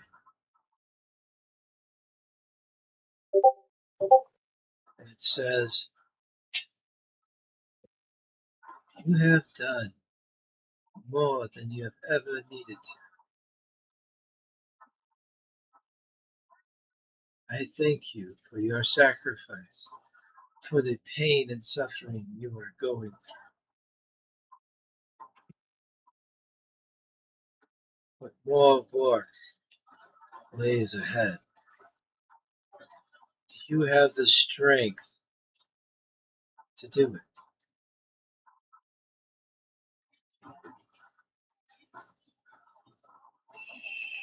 I am up to the task. I'll do what's needed. There's a ripple of happiness that goes through the stag from snout to tail. You can feel it as that happiness begins to warm your body.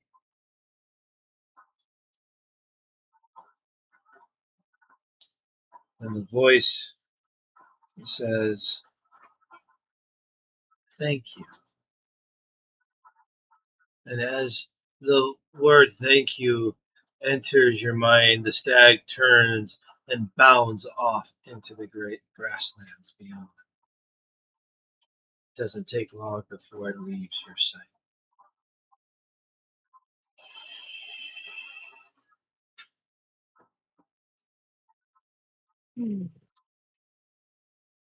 I can feel a tear trickling down my cheek, but at the same time, I feel uplifted.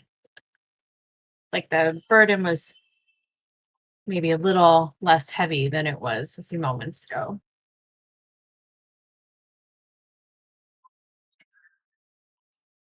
Make my They're way right. to my feet and Yep. go and sit by the fire and stare into the flames. Give me a. Let's do. I don't want to be con. We'll do. Let's do wisdom. Let's do wisdom. Give me a wisdom saving throw. A wisdom saving throw?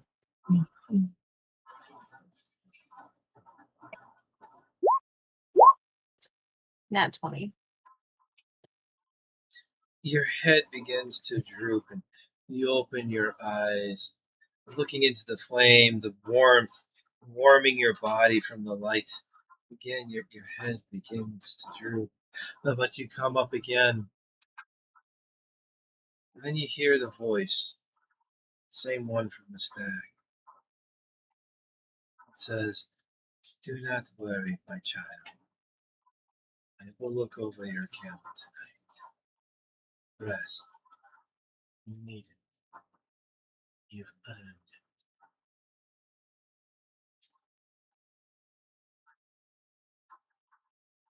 And as the word "it" fades from your mind, your head droops, and all goes black.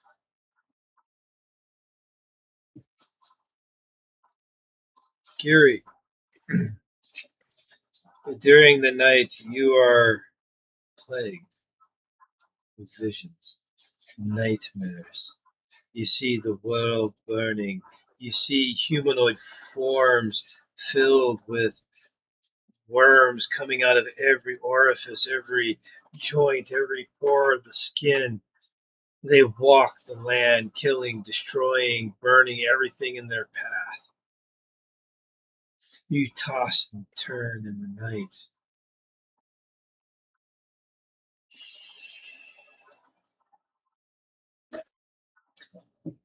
Then you sense it more than actually feel it. You sense as if a small finger is touching your forehead. You don't see anything in your dreams, but you know that someone is touching your forehead. Feels like in the waking world, but you do not see anything in these dreams. They haunt you, they scare you, they horrify you. That this is the future that you are fighting. It seems hopeless. It seems that this is an inevitability that is coming. Caius is coming, and there's nothing that you can do to stop it. But as that finger touches your forehead, a sense of peace begins to flow through. You hear a female voice that says,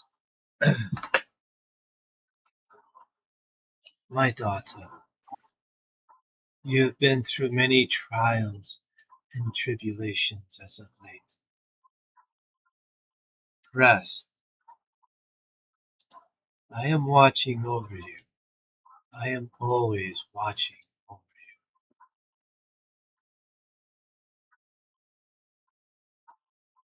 So rest this night."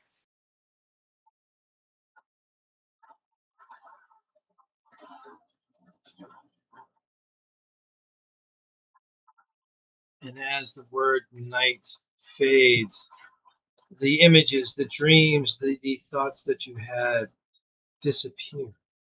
And instead, you see yourself lying in a beautiful meadow of flowers. The sun beating down upon you, its warmth warming you from head to toe. It feels absolutely glorious. And then sleep, restful sleep, overtakes you.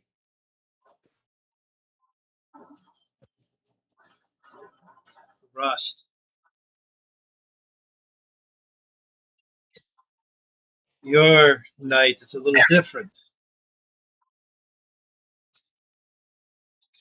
Normally, you sleep. When you sleep, you are dead to the world. Nothing can truly ever really wake you up other than being shaken out of your dream.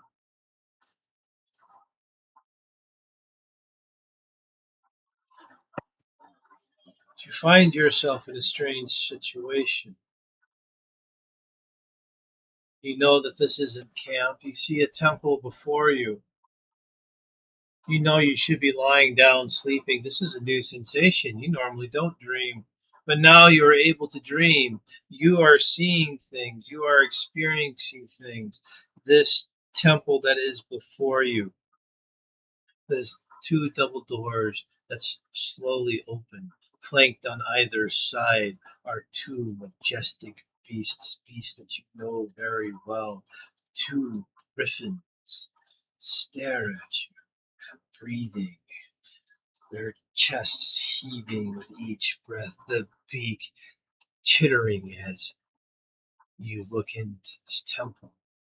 The doors that are open, a bright light emits from within, deep within, filling the open doorway with near blinding light.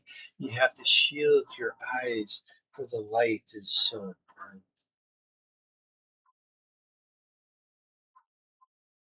You hear a voice, a deep voice, a majestic voice.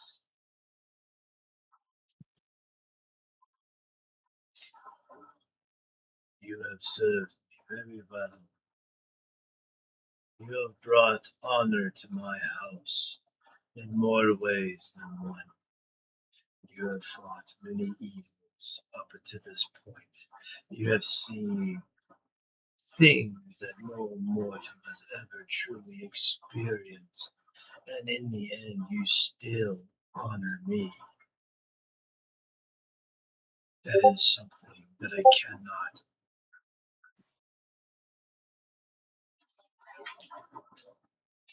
have my thanks for your servitude. But the road ahead of you is very long. Dangers unseen, enemies untold.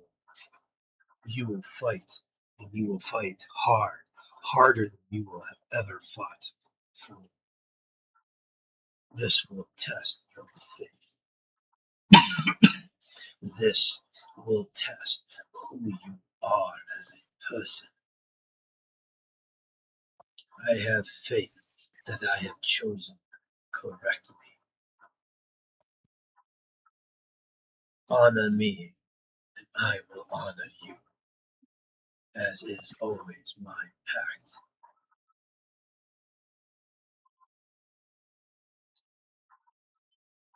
Ooh, the cold chills.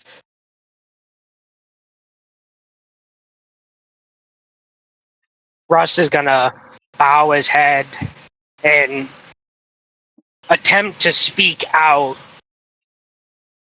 stating that I will walk the path that you pave for me under your name always.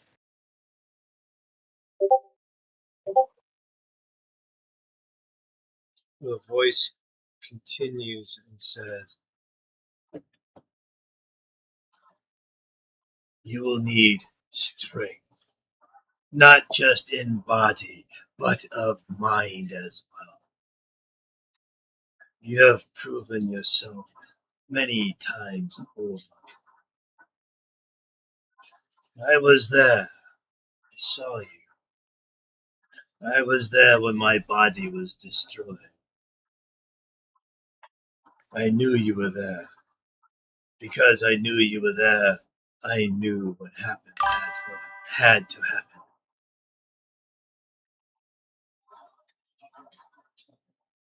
You are my most faithful. Trust in me, I will always have your back.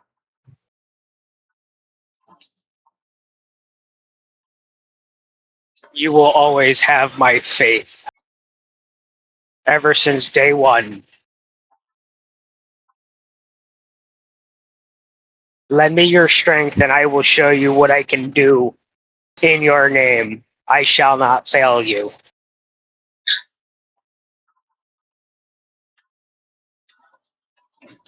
The voice continues and says,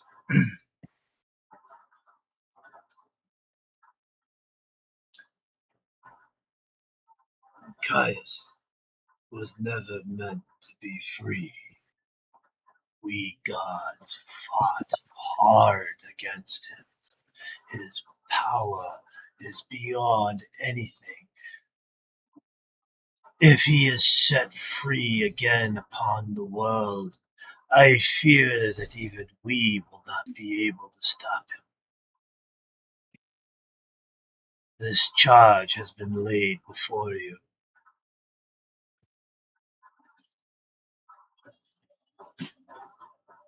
I will take arms with my party and we will stop these foes. And he's gonna think back to the summoning scroll that the party had found and say, we have part of their key that they need, but they gotta go through us to get it.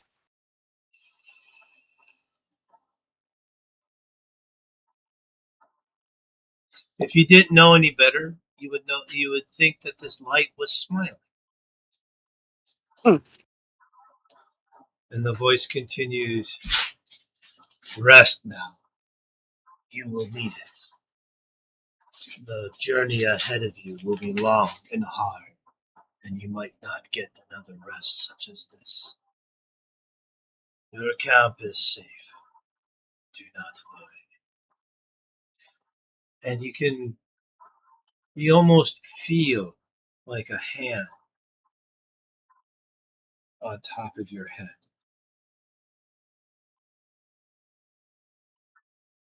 And as you have that feeling, a sense of peace flows through you. And before I Nice. black out, I want to say, as you wish. But it's like, as.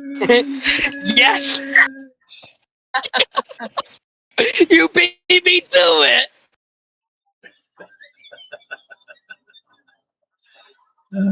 Yes. Yes. So, Rust, you wake up in the morning. You are the first one to rise as the sun begins to rise up. When you awake, you see the rest of your companions sleeping, with Sage sitting on a rock by the fire, her head or her chin in her chest. He's gonna walk up to Thank you for the Sage. subscription, Tara. I really appreciate it. No problem. Russ is gonna walk up, sit down beside Sage, kind of nudge her a little bit to kind of wake her up, and look at her and be like, "We'll keep this secret between us. I was awake during your shift." There was someone else watching over the camp last night. That is what I had a dream of, and I was told the same. Camp was safe. But I don't know if it was the same person. I don't know either. Maybe we had more than one guardian for the evening. You never know, but Aramond is always with us. Will you fight beside me? Of course. We mustn't let anything stand between us and our end goal. Caius must be stopped at all costs. I agree. I have made a promise that I must fulfill, and I will die trying.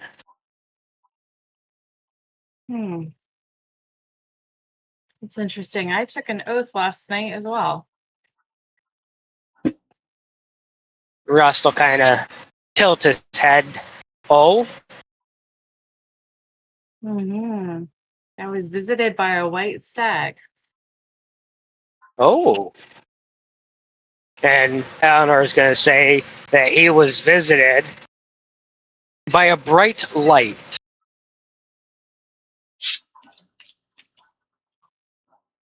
That he can only assume was Aramond by the way he spoke.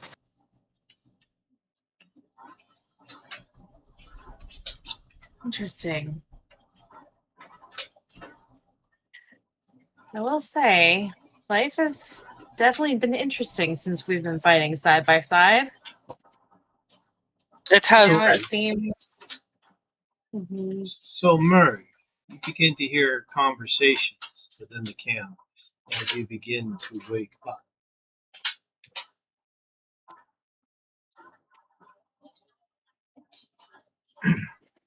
Right? What y'all talking about? What happened? Should I prep the food? I don't know if you'll believe us if we tell you. But I believe that I was visited by, I'm not really sure who, but some type of god or mystical being in the evening. Who else got visited? Russ is gonna tap to his shield and say, "I believe I was visited by Aramond," as he points to the golden griffin upon his shield.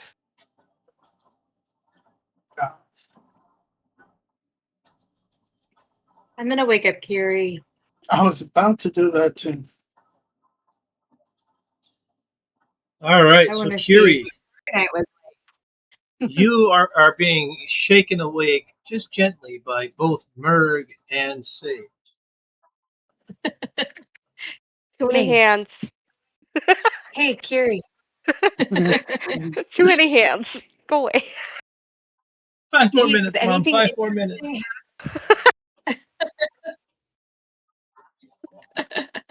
After everything we've been through, I deserve that 5 more minutes. Okay. I'll leave my questions for later.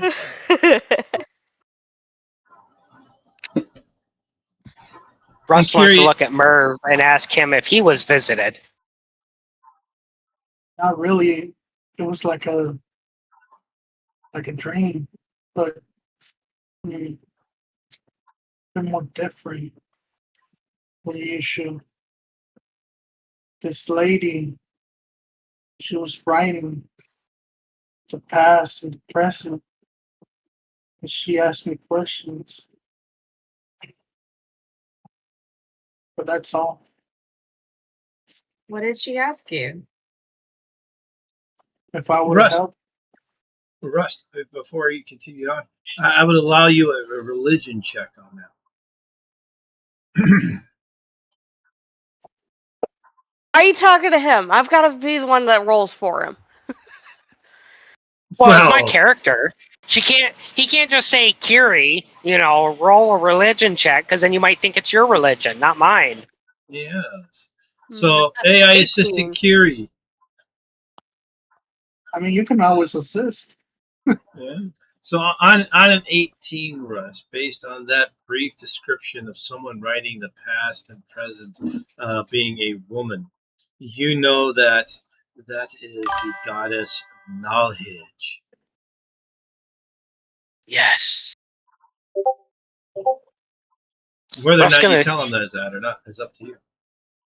Russ is going to say that sounds like knowledge, very well versed, and kind of explain that it's the person that writes past, present, and maybe the future. Everything that has happened and could happen.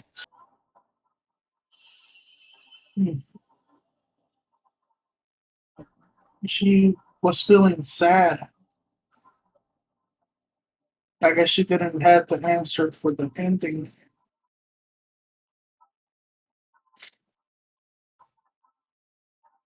To my knowledge, no one has the answer, because there is multiple outcomes that can happen.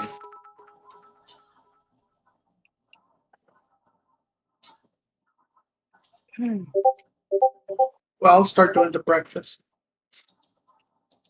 Seems All we're right. being recruited by the very gods. Russ is going to say, we have a long journey ahead of us. I was told that this may be our last rest that we have, because our future is unknown. And he's going to look to Kiri and see if she has any input on if she was visited or wants to explain anything that she has. Do you say that the inquiry, or do you just look at her? I will look at her and say, do you have anything to add? Seems we all have been touched by the gods for the night. Ooh, we've been touched. Not again.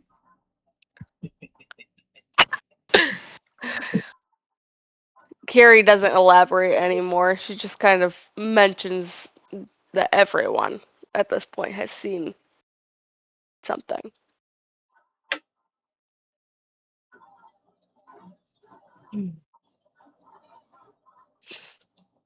So, this scroll that you guys found, can it be created or duplicated of some sort?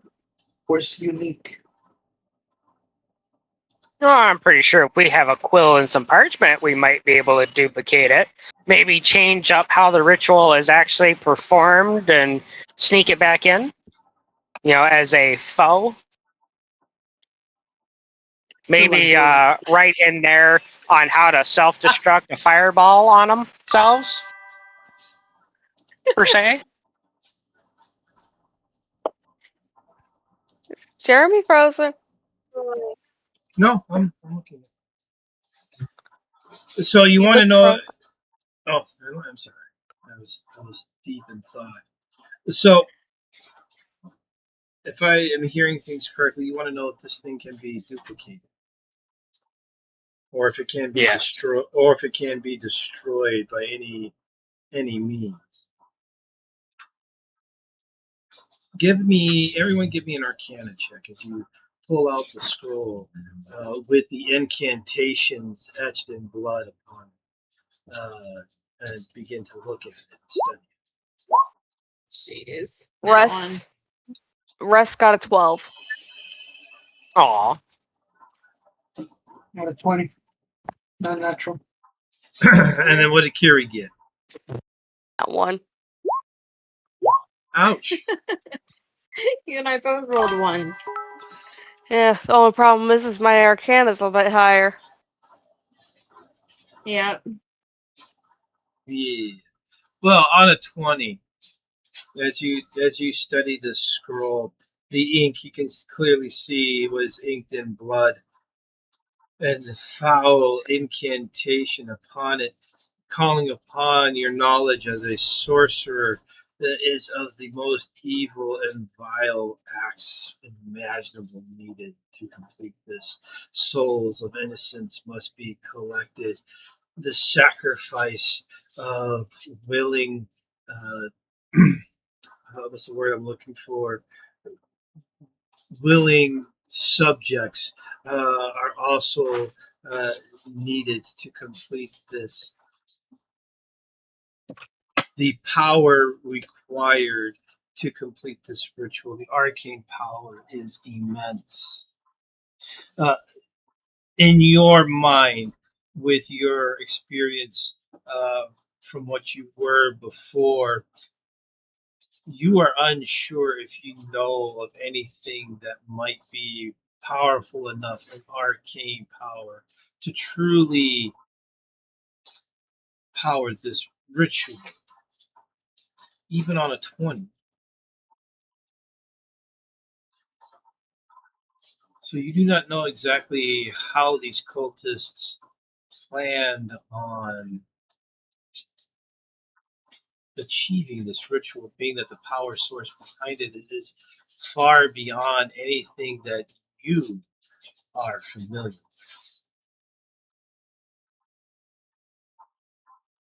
with. It's immense power. They might establish in the big city. More population, more souls.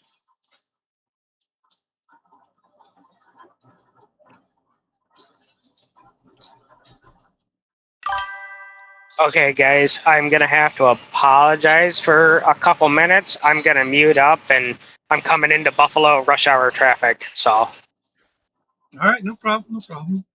Yeah, be safe. it's damn near bumper to bumper. Just be Oh, safe. jeez.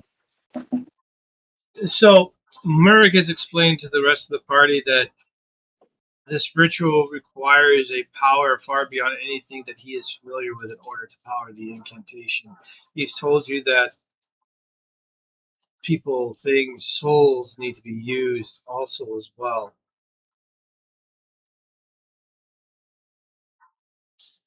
How would you two respond to that?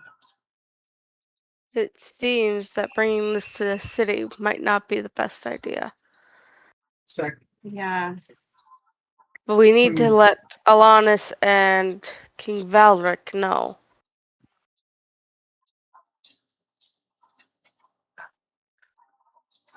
The question will be how? One of us could go ahead and let them know,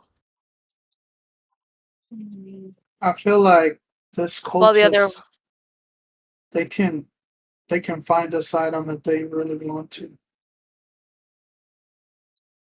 There's a lot of ways. So us having it makes us a target. well, we want to be the target at this point. I'm okay with that too. But can you It's the fight? best option. Can you fight a whole army? I've got the spell cast familiar. Would I be able to send a message using it? Yes, yes, you can. Okay. Nice. So then Very smart. I think that's what I'll do is I'll call upon my familiar and send it towards the castle Okay. to find Valric or Ilanis. And what do you want to tell? What do you want your familiar? What information do you want your familiar to they give one of these two individuals? The scroll was found. that we don't dare to bring it into the capital due to its need for souls to run it, and not wanting to bring it into a large populated area. Okay. All right, that's simple enough. Not too detailed. All right. I Well, tried to keep it simple. a familiar can only do so much, you know. So you spend the time, you cast a familiar. What do you want your familiar to be? You can just pick one from the list that's in the spell. I'll let you pick. An owl. It'll stand out enough that it'll catch Valric or Alanis' attention. Well, can't we write this information down on a scroll and have it delivered? And risk the familiar being killed and the scroll taken? We will write it in Elvish. Many people can speak Elven. How about Celestial? Does Alanis know Celestial? You don't know. I will not suggest deep speech. Or Primordial? I think. Sorry. I think my message was short enough for the familiar to remember it. Yes. I was just tossing out my 4 cents. Um, Due to inflation.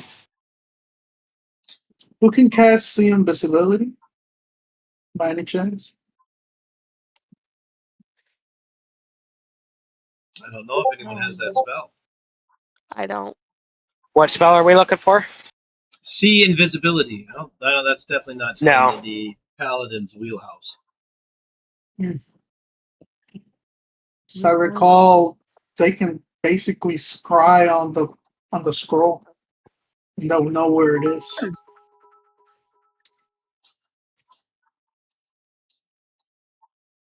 If they're too familiar with the object.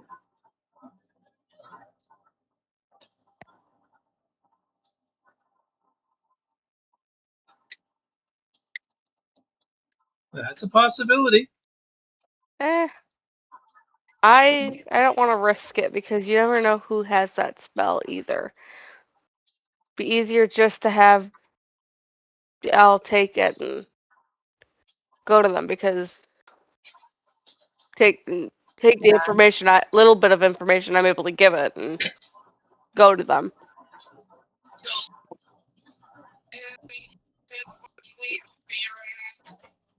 That's up Yeah. to you guys. And then we can always set up for a meeting place because he can send a reply back, setting up for a meeting place if needed. Mm-hmm. All right, that's what we'll do then. Off the owl goes. Okay. All right.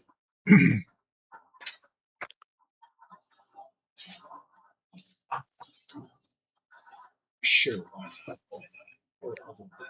This could be fun. This could be fun. So you send off the owl. Do you plan on staying there, or do you want to continue on the road? We should probably continue on. To where? Yeah. Good question. We cannot get closer to the capital. Yeah, because we're trying not to That's risk all those people. If we stay out here in the countryside, at the very least, there's less people right in our immediate vicinity. We could try to find a cave or something to hide Yeah, in, find some or kind of shelter. Conceal. Yeah, I think that's a good idea. stay in this area and look for shelter. Okay. So you're going to stay in the area and look for shelter. Let's see. Hope Alana gets back to us with a plan. You're roughly right about there on the map. Still more on the southern side. All right. So Why the hell did I go this way? as you pack up your camp, It takes a little bit of time. You have a meager meal, and you do not know how long it's going to take your owl to get there. The flying bird, flies much faster than what you would ever attain by foot.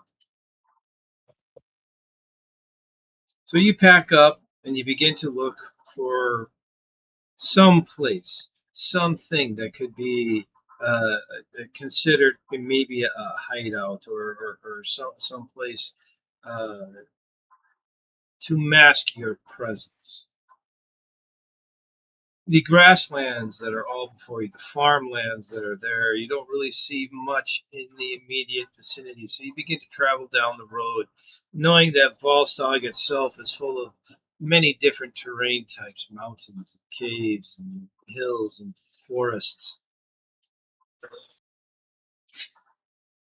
And as you begin to travel down, or in the north up, more up than down because it's in the northwesterly direction, you guys remember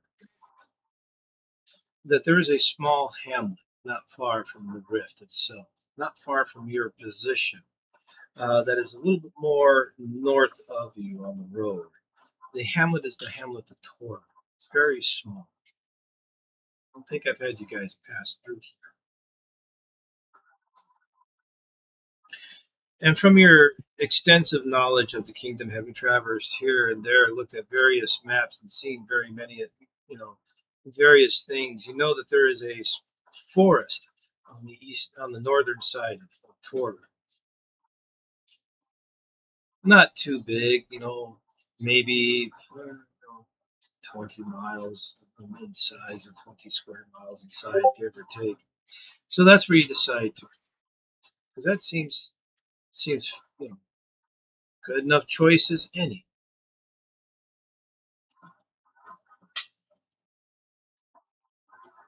So you go that way.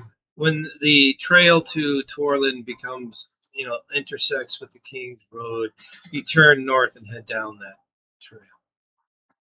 After about 45 minutes of walking north on that trail, you begin to see the small hamlet of Torlin. Farmland as far as the eye can see. And Torlin itself is quite small. There's a few residential buildings in there. But as you enter the town itself, you can't really even call it a town. Even a hamlet is giving it too much of credit. You can see that there is a single tavern amongst some of the residential buildings, maybe 4 or 5 houses at most. The tavern itself does have a sign that dangles above its doorway of a pig's head with what appears to be water droplets painted out at the corner of its mouth. The pig spittle. But you have no time for tavern. You have no time for a drink. You need a safe place. So you travel through Torlin and head north, and you know that the forest itself that is maybe within an hour or two north of Torlin, and that's where you begin to head off into the grasslands, into the farmlands. And after about an hour of travel north, that's when you start to see off in the horizon the trees of the forest.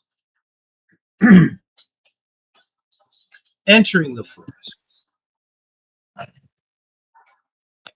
It's about mid-morning when you enter, and the canopy of the trees blocks out the majority of the sun. The shade here is cold and quiet. The normal sounds of forest animals skittering about greet you as you enter. Birds chirp in the trees, muskrats, rabbits, squirrels all skitter about.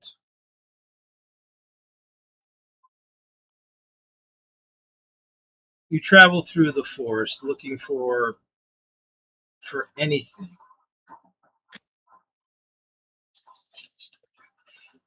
Anything that could, be of service to you.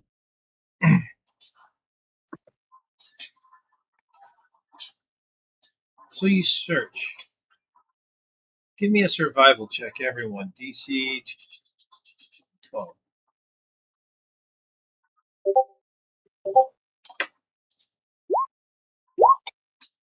Wow, Kiri. Survival checkers. Oh, Yeah, yeah. just a certain. Okay. Russ got an 18. All right. Well then, Alexander, Merg, you're the only one that doesn't see it. Off into the trees. You little hellion, will you stop what you're doing and eating my cords? Good lord. Oh my gosh, that face.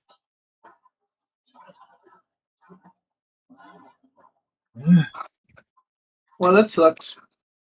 Yeah. So the only one that doesn't see it is Merg. Off in the trees, Sage, Rust, Kiri. You see an abode made of wood. Looks to be roughly 2 stories from your distance. Do you Okay. point it? Do you say, "Hey, Merg, look, there's a house." Yes. What? Yes. Oh, look, a We're house. there. How did I miss it, right? Yeah, I know, right? As you approach,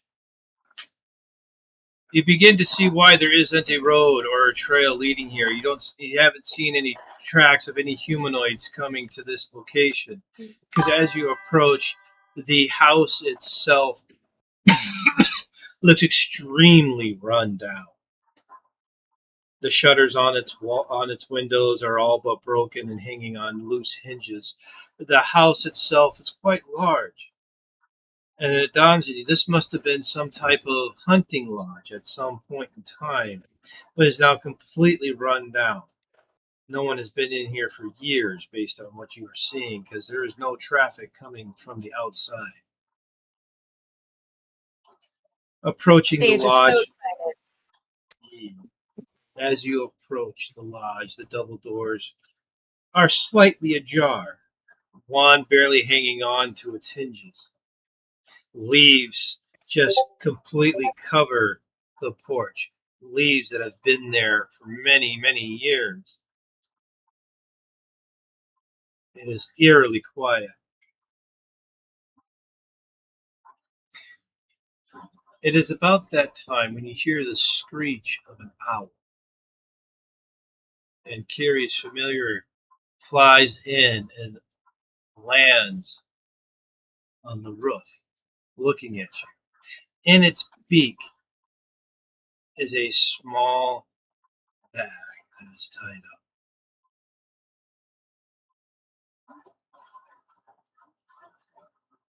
Kiri's gonna call her familiar down to her and take the bag and look into it. As you look into the bag, you see there's a crystal ball inside, small, roughly palm size. Okay. Don't drop it. Can I figure out what this crystal ball is? You can try. Okay. What do I need to roll? Arcana? Arcana.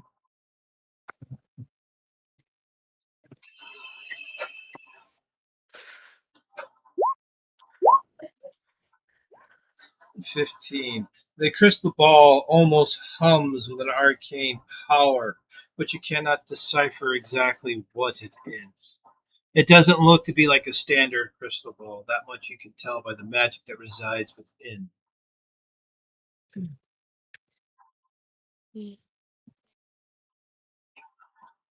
I'm guessing a 15 isn't high enough to try to figure out how to activate it. Well, you haven't even touched it yet. She had to pull it out of the bag, didn't she? No, you said you looked into it. You saw it in the bag. Okay, she pulls it out.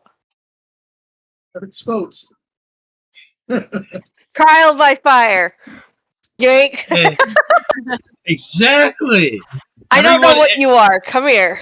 Everyone is too timid on stuff like this. Sometimes you just have to touch the item. I touched it.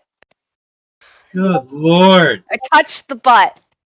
So you pull out the orb. And when you pull out the orb and it shines in the mid-morning light, you just hear this. What is going? What is the meaning of this? OMG, it's Professor Scant. Sorry for the metagame. Kiri's gonna look at the orb and go,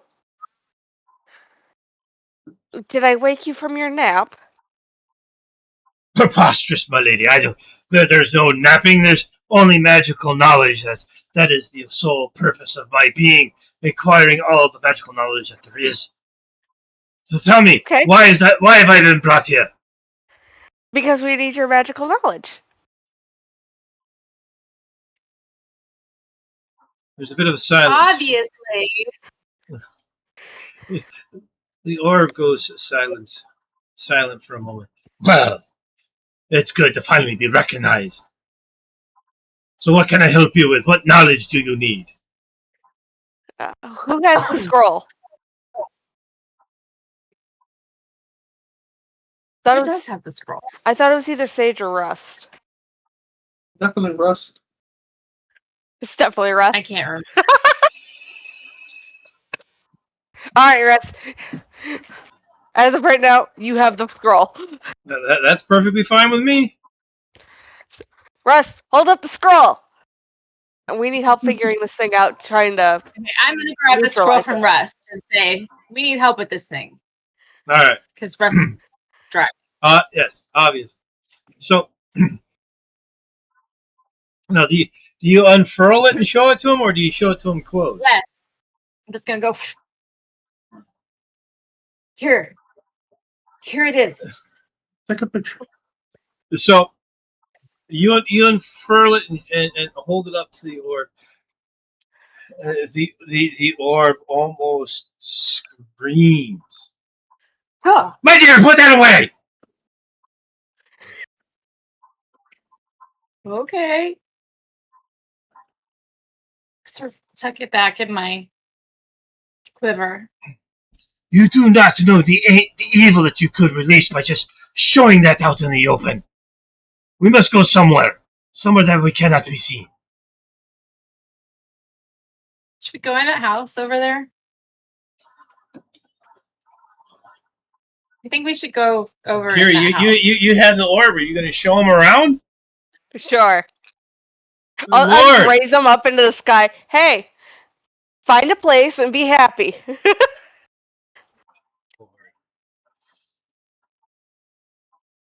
Quickly inside. Get in the house now. Kiri's going to Boss? carry him inside of the house. And she's going to go, you're very bossy. Hey. So when you enter the hunting lodge, yes, I mean the dust, cobwebs as far as the eye can see, just covers this place from floor to ceiling. The dust is like an inch thick. No one has been in here in quite some time.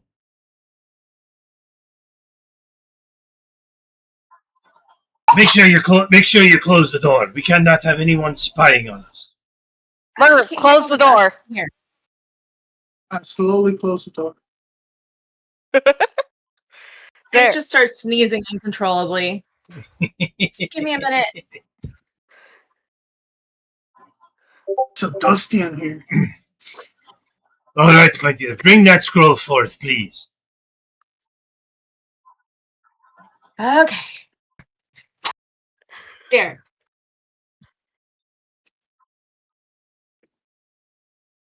Yeah, that there's some silence from the orb as you have the orb in front of the scroll.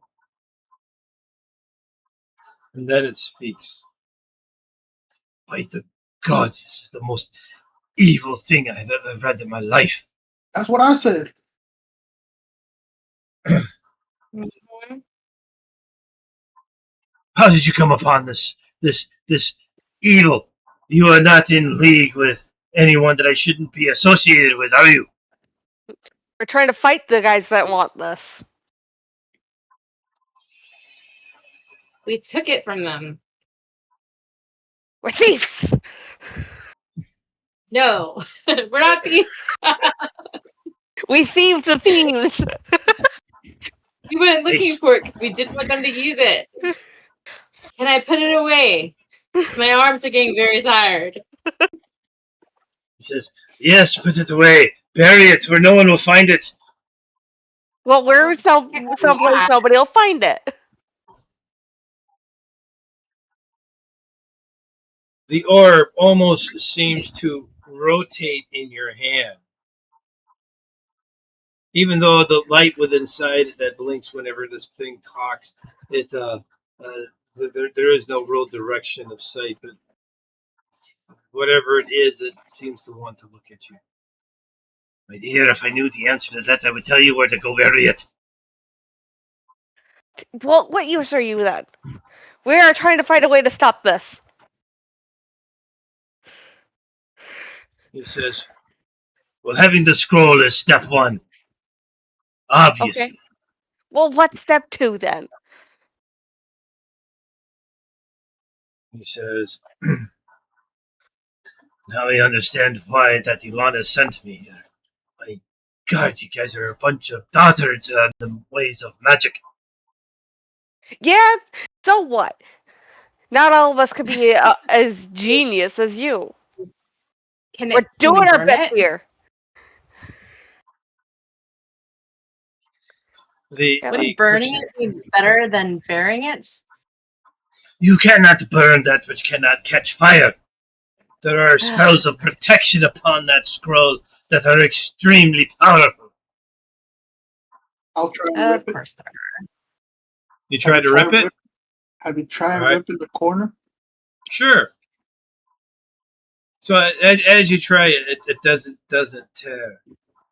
And the orb says, see, there are things that are protecting it, spells of power that will prevent any damage done to the scroll. Even as simple as tearing the corner off is next to impossible. Can you use it as armor? But there is a brief pause. He says, well now, that is an interesting thought, my friend. You have a quick mind. I suppose it could be used as a type of armor. But I do not know how well it would do when spells and swords are constantly hitting it. Or if it would truly protect you. It only protects itself. Hmm. What a selfish piece of paper. Yes, very astute, my friend. It seems at least one of you are well versed in the ways of magic. Kiri's just gonna take the orb and shake it. Don't be rude. What are you doing, my lady? I'm teaching you a lesson. You need to stop being rude. Now, everybody has talents in certain fields. We all have our own places in the world. You should have known that with all your knowledge. Be that as it may, this scroll is intensely evil. We've gathered that, yes. So, We need to try to stop it. do we need to take it to a volcano? Again, there's silence from the room for a second.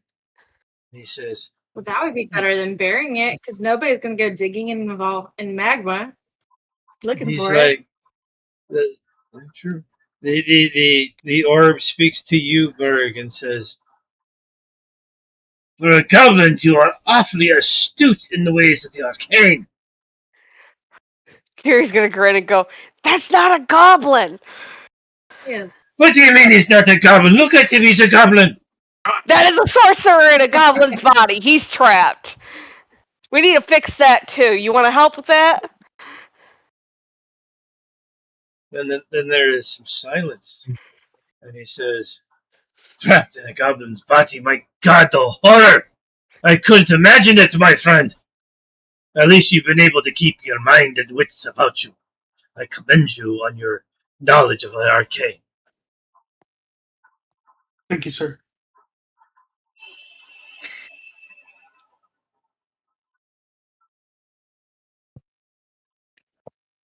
Again, there's Silence.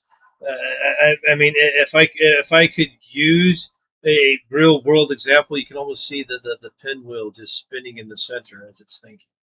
You know, You gotta shake it again. You got lagging. it's lagging. Maybe turn it off and turn it back on. It's a spinning wheel of death. At least it's not an orb with an elation. Listen, So- we've already I've already learned from that mistake. If it was a dark orb, we wouldn't have been touching this. Oh my god. So the professor's voice comes through again, and he says, "This is a good of place, isn't it? You guys should probably fix it up a little bit. I will be sure to report back to Eladis where your position is at this point in time. I'm sure he would love to pay you a visit." Okay, how are you gonna tell him? You're an orb. You expecting me to send my poor owl back out? And so with that, the glowing portion of the orb goes out, and it's just a normal crystal ball. He hanged on you? He just hung up on me. How rude. Holy smell. Shake him again for good measures. He's not here no more. He hung up.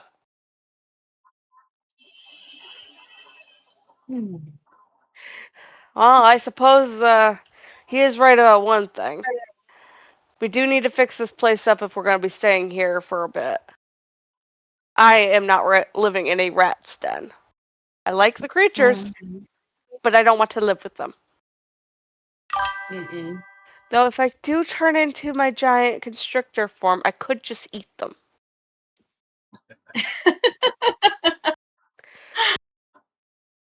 Great idea. Options. So many. All right, let's fix So- up Alright, this place. As do you it. begin to start cleaning up and whatnot, there is a wind that kind of rustles through through the doors, a little bit through the cracked windows, blowing the leaves and some of the dust up. And then you hear it, a familiar voice. "Well, this is quite interesting. Professor Sked told me where you were at." Wow, that was fast. He at the door? So, Professor Scant is ascending stone? Hang on. So stepping out of the shadows of the back room is a black-robed figure. Long blonde hair streams out of his hood, carrying a staff in one hand with a red crystal orb at the top and a dragon sitting atop of it with its wings spread in flight. "I suppose this place is out of the way as any. You are definitely not safe, but you might be safer here. This might be a good spot." Is any place actually going to be safe given what they want to do? "Unfortunately, my dear, no." And with that, the figure begins to limp forward, leaning heavily upon his staff. And then the hood turns and looks at you, Murg. You can sense a gaze upon you, unlike anything you've ever felt before, piercing and penetrating, as if going deep into your soul. "A friend, eh? Well, you've been good Oh, judges yes. of character so far." Yes, And he Alanis, this is Merg. Merv? I thought it was Merv. Oh, Nice. no, I thought it My Huh. name is Merglor. Merglor. Murg- Merglor, that's right. Murglor. Merglor, this is Alanis. "Nice to meet you, Murglor."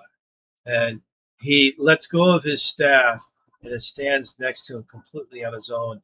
And Oh, watch out, sir. Sir. he extends his hand, and skeletal fingers reach out. "It's a pleasure to meet you, Murglor." And a tiny hand shakes his hand. And you see that the staff stands there by itself. Give me a perception check then, for a dwarf. Perception? Yep.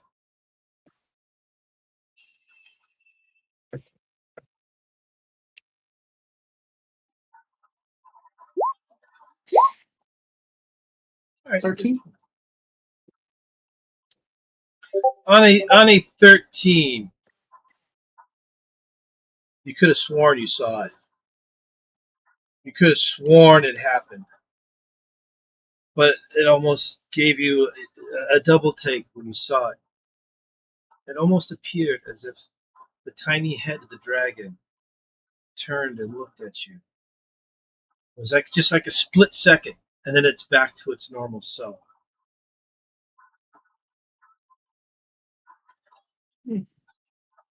Creepy. Elias retracts his hand after shaking yours and grips his staff again. Professor Scant informed me of what was on the scroll. Indeed, this is dark tidings.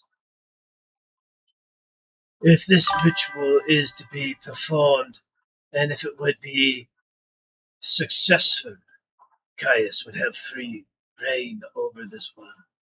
It is good that the scroll is in your hands, but now we have an even tougher job in keeping it out of theirs. Well, we can always do what Murph suggested earlier and stick it in a volcano. My precious. Seems to ponder that for a moment. And he shakes his head, and as he does, the hood from his cloak falls to his shoulders. You can see a gaunt face, skin tight against its cheekbones, piercing blue sapphire eyes. Again, the long blonde hair. You can see little pinpricks of elvish ears poking through the long blonde hair. Says, I don't think that would work. There are enchantments embedded in that scroll to prevent damage to it. Who said I wanted to damage it? Wouldn't Why it is- just like sink down in the magma where nobody would ever go to look for it? The problem with paper is that it's not dense enough. To Correct, sink? my friend. It would just float Oh, on the right, surface. right, yeah. You'll So have tie to put the it scroll to a rock. exactly, Wrap it around a rock. or a metal box, a solid metal box, and you just dump it in there. He says, Ilana says, even so, even if we were to take it and let it fall into the deepest volcano the world has, it would be a simple matter of being telekinetic to bring it back up. Oh. Is there any spell that could help disenchant this scroll? He says, Professor Scant is adamant that there would be no way to truly disenchant such an evil scroll. This ritual must have been constructed by a celestial fiend of some kind, a being beyond the mortal coil of the world and the arcane ways. Remember, we are dealing with a being that is outside the hierarchy of the pantheon. There must be some solution. Do you have any ideas?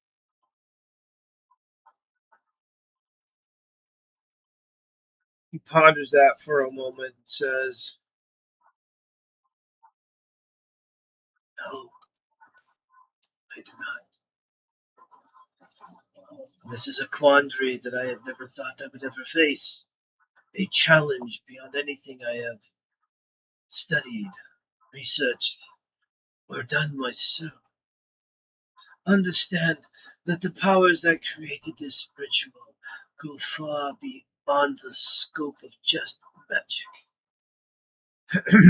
Gary's gonna look at Alanis and then look pointedly at his staff, remembering back before everything fully went down, how his little dragon friend moved. How about him? Does he have any ideas? Who is him? Who are you talking to?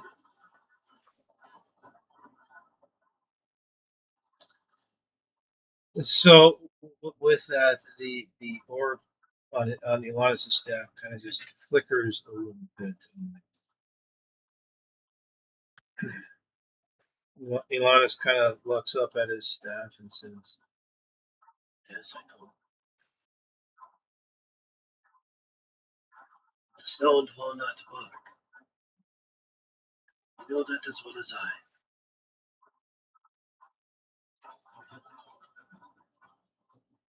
And then his attention returns to you guys. And he says, as of now, there is no power on this plane of existence that would be able to do anything to this scroll. All we Then can how do we now, take it to another plane of existence? They'll track it. yes, Easy. you are quite astute. Professor Skant spoke highly of you.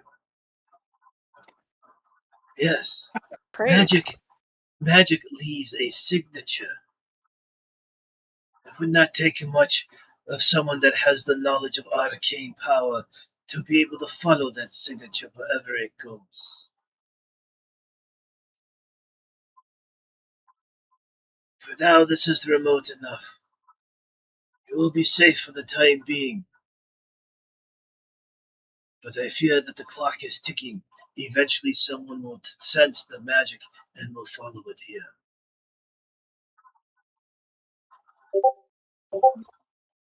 Isn't there a way to cloak magic as well?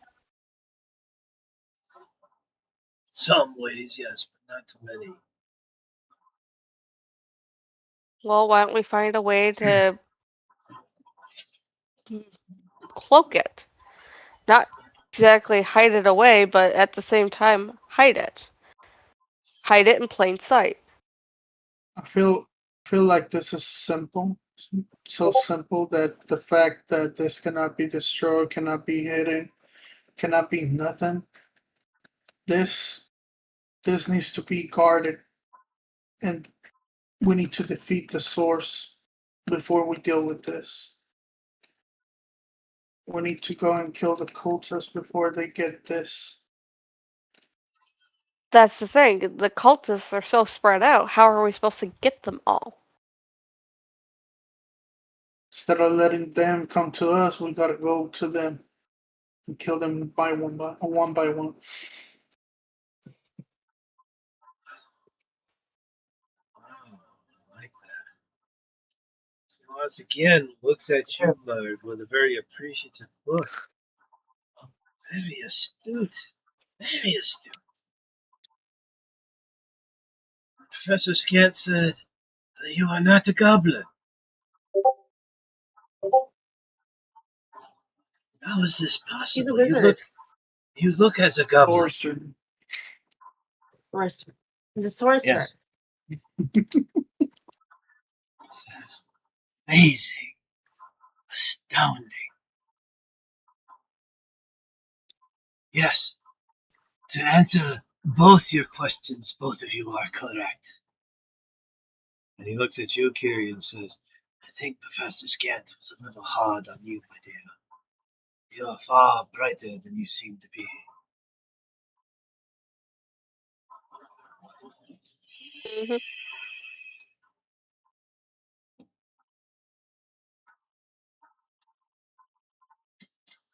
It would We take will too long to go through and take all these cultists out one by one.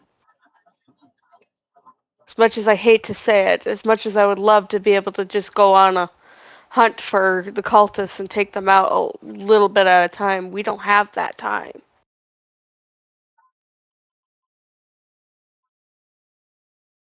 Do we know the head leaders? No. Uranus looks at you, Kiri, and says, you still have the stone, right, my dear? Doesn't leave my side. Very well. Come with me, if you please. Bring the stone. And he limps out, leaning heavily upon his staff, exits the lodge, and goes out onto the porch. Gary follows him out. And he looks around and says, I haven't been in this forest in many years. I totally forgot that this place even existed here. He looks around, closes his eyes, and you almost feel as if Elias is trying to extend his senses out into the world and try to become one with the area. Yes, yes, this will do. All right, my dear, bring out your stone. Be very Gary. careful with it. Gary's gonna carefully pull out the stone, holding it close to her. He says, since it's been awakened, it might try to influence you. You must fight that influence of what we are about to do. And then he reaches over and he places his hand on top of the stone that you are holding. And he holds his staff out in front of him. Says, as one, we must think of this. We must think of a shield strong enough to protect whatever you hold most dear, strong enough to reflect any magic. I can do Concentrate that. hard. Concentrate about this lodge.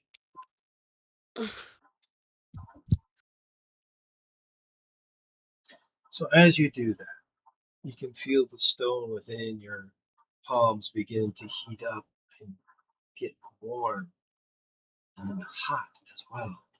They give me an intelligence saving throw as the dark power inside wants to try to influence you. Excellent. So, Merg, you see these two doing this. You can see that the stone on the crystal on Lannis' staff glow bright red.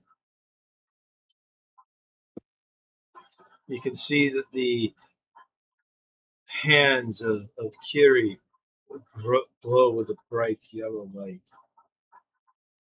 You can sense the arcane power being summoned in. This is a very interesting form of magic.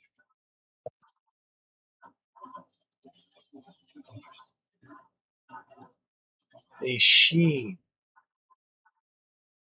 rainbow in color, begins to form in front of you, 20 feet from the lodge, and it grows up to about 100 feet in height, and it begins to spread out to encompass the entire lodge and surrounding area within a 20-foot radius of the lodge.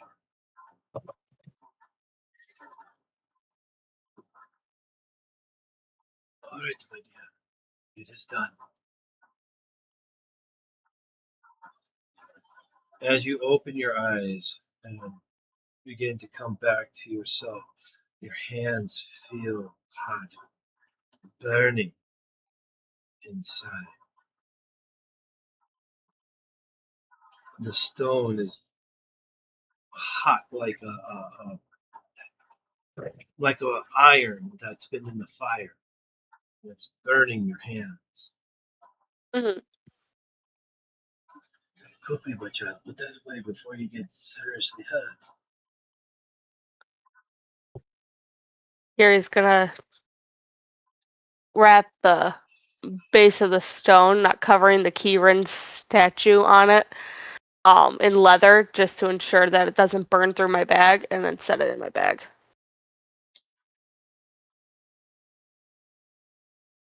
So you might have your dwarven friend take a look at your hands. But for now, this place is safe for a while. And Goliath turns and heads back in. He says, looking around. I will send supplies to Torn. There you can pick it up at the pig spitter. Do not tell anyone where you're going. Do not tell anyone where this place is at. Secrecy is our ally. So lie through our teeth every time we pick something up. You're catching on quick, my dear. The truth, it doesn't always need to be told in its entirety.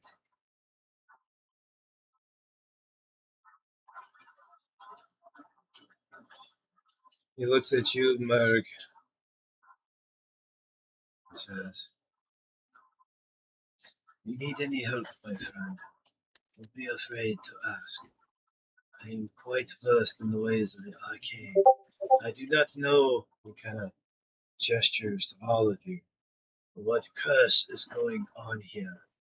But if Professor Scant is correct in saying that you are not a goblin, I would like to help you out."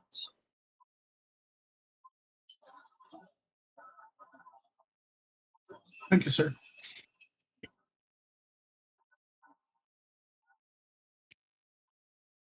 I will pop in from time to time to check on you. Be sure that everything is going as planned. For now, this is now your base. The Volstagg was your home, but now this is your home. He says, "The cult is moving. Pieces are falling into place. Yes, you have the scroll of summoning. I can promise you, they will do anything and everything within their power to get it back. Right now, they are already looking for you."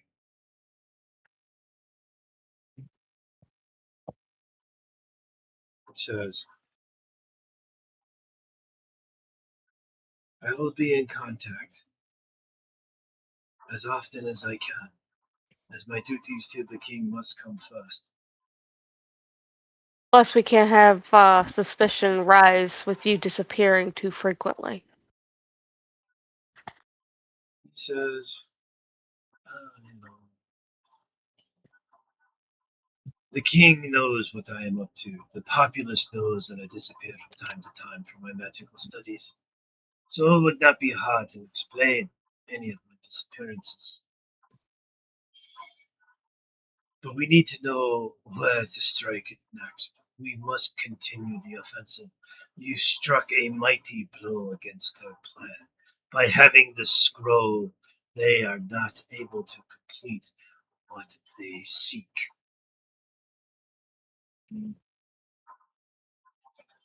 I can promise you this, there is no other scroll.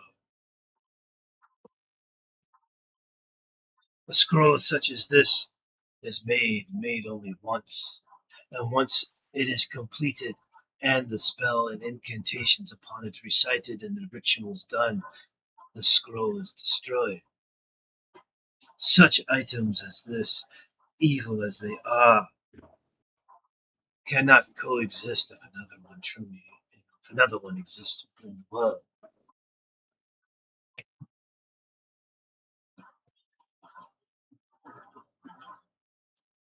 So rest now, as you can, because I have a feeling the landslide is about to start. And once it starts, there will be no stopping it until it is done. Like most landslides. Right now, we are ahead of it. We must be sure that we stay ahead of it. And I think with that would actually be a very good place to end. Yeah, it's a couple minutes early, but I think that would be a good place to stop. It'd give you time to give us our XP for the night. Yes. Because we haven't gotten XP since we started the last dungeon.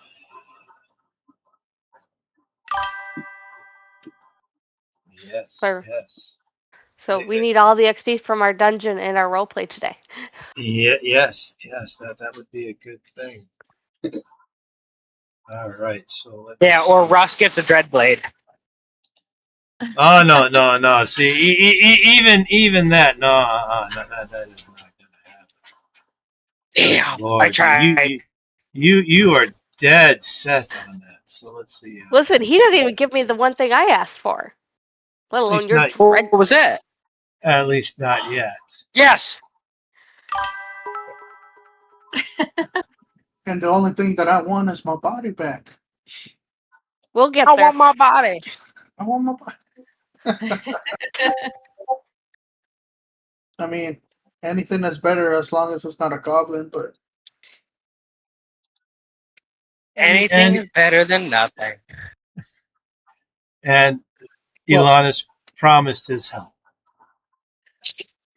the worst it can be a kobold, but Well, I don't know about that. No. Magellan is an amazing kobold. Don't you insult him. Doesn't know who Magellan is. And he doesn't know who Deacon is or Longtooth for that matter. Some of you already know who those. You know what? I'm gonna tell you this. Fuck Longtooth. You think so, huh? All right, then we won't wash. That's all I've got. I don't have an extra pipe. Yep. Oh no. Trust me, it's not the Here. first time other plants they have the adapter Yep. to where it's an elbow, but I don't carry it because we swap trailers all the fucking time. So, and I Here, didn't know do it I was yourself. having this one until I showed up 4 hours ago to get it. Good Lord! Jeremy, you I didn't have the mute. power to mute him. Mute him. Yeah, that's. You don't understand how many apps I have open. Yes, you guys helped me get an amazing setup. I have so many Come apps. on, Jeremy. Good Lord! All right, so we have one of these. Where's my calculator? How come it's not showing up? Okay, there's my calculator. All right, clear. So we did one, and I'm gonna go ahead. I'm gonna backtrack it for our friend who just joined. We had one of those. We had four of those, right? One, two, three. Yes, four of those. 4 times 8 is 32, so that would be that. Two, two, two, two, and then we will have. Then we had 1, 2, 3, 4, 5 of those, which would be another. You guys might level up. Oh my goodness, this is going to be a lot. So I've done that. I've done that. Okay, so now we need a. Right, da da da. 1, 2 of those plus 1,400. And just for giggles, I'm going to add an extra 5 on there for that. And then we're going to divide that whole thing by 5. All right, so for today's session, everyone gets 8,420 experience. Nice. Not quite. How said close are you? 8,000 what? 8,420. So, Merg, what I like to do is I like to do what's called campaign XP. It's 1 bar for the entire campaign, essentially. Oh, okay. So it just makes it easier on me if everyone is the same level. You know what I mean? Oh, I feel you. You know, as far as doing that. So does anyone have our current XP after this? 58,770. If you don't mind, post that in the discussion, please. I don't know. 58,770. Yep. Okay, perfect. I got it. I Sweet. gotta post it anyways because of Rust. I don't have access to his computer, so he's gonna have to fix that. Bullshit. Don't you lie. You have access to my I don't computer. remember your code. Oh my gosh. I don't have Which one? For the laptop Yeah, or the the desktop? laptop. Literally 8520. Straight down the line. So now the entire world can break into your house and get into your laptop. Woohoo! Go for it. We're still alive. So Alex, what did you think of the first session? Oh, definitely cool. I wanted to try the Roll20 app because there's this situation that we're gonna get with our with my DM, the actual DM for Sundays, the physical one. So he's gonna get a surgery, a transplant. So he was thinking about, okay, let's do Roll20 and let's everybody grab Discord and do basically this for Sundays. So I was like, you know what? I got Saturday evenings off, so might as well join a campaign on Roll20 and check it out how it goes. And it Well, went all good. I hope you enjoyed it. I hope you stick around. It's fun times. We got lots more stuff planned. And I know jumping in the middle of the campaign like this can be somewhat confusing. So hopefully the story is somewhat catching on, and you're able to, see what how things are going.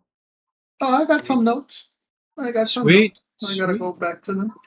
It's understandable. Cultists, seals, gods, Yeah, demons.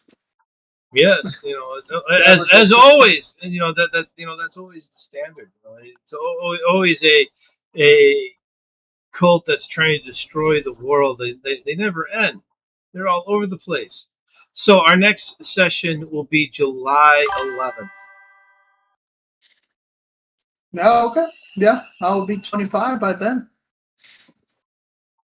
Well, sweet. Cool. Well, Drink party. happy early birthday to you, then, my friend. Yeah, I don't drink. Not Honestly. even in game, he does not drink. Didn't you catch that? I don't even smoke. No, I was on the phone. Good Lord, man. The Hey. only thing that I don't do is eat salad.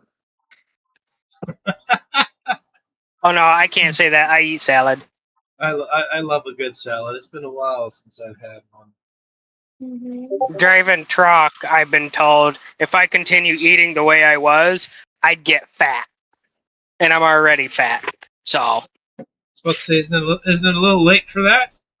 That is the Well- one thing that I miss since the pandemic. The all you can eat buffets really haven't come back, and that was always my favorite thing to do at a buffet. Is just hit that salad bar, man. Oh, good stuff. I don't know why, but I will go straight to the noodles. So not the salads. Well, I love a good salad, but I don't eat salads as much as I probably should. All right, then we'll go ahead and gonna end the stream, guys. Thank you for watching. Please like, subscribe.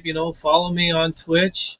I appreciate all the love that my followers show today within the Twitch stream. Thank you, guys. I really appreciate everything that you're doing. This is the reason why I'm doing it. So the more you guys show up to watch, the more I'm going to keep going. I'm sure everyone's having a blast over here on my on the game end. So welcome, Alex. You're a good member. Enjoyed having you. So I hope to see you next time as well. I definitely will be here. Nap time. Definitely. Yep. All right, and then with that, we will say good night. Good night, guys. Gotta go and help my brother. I'll be back. Right.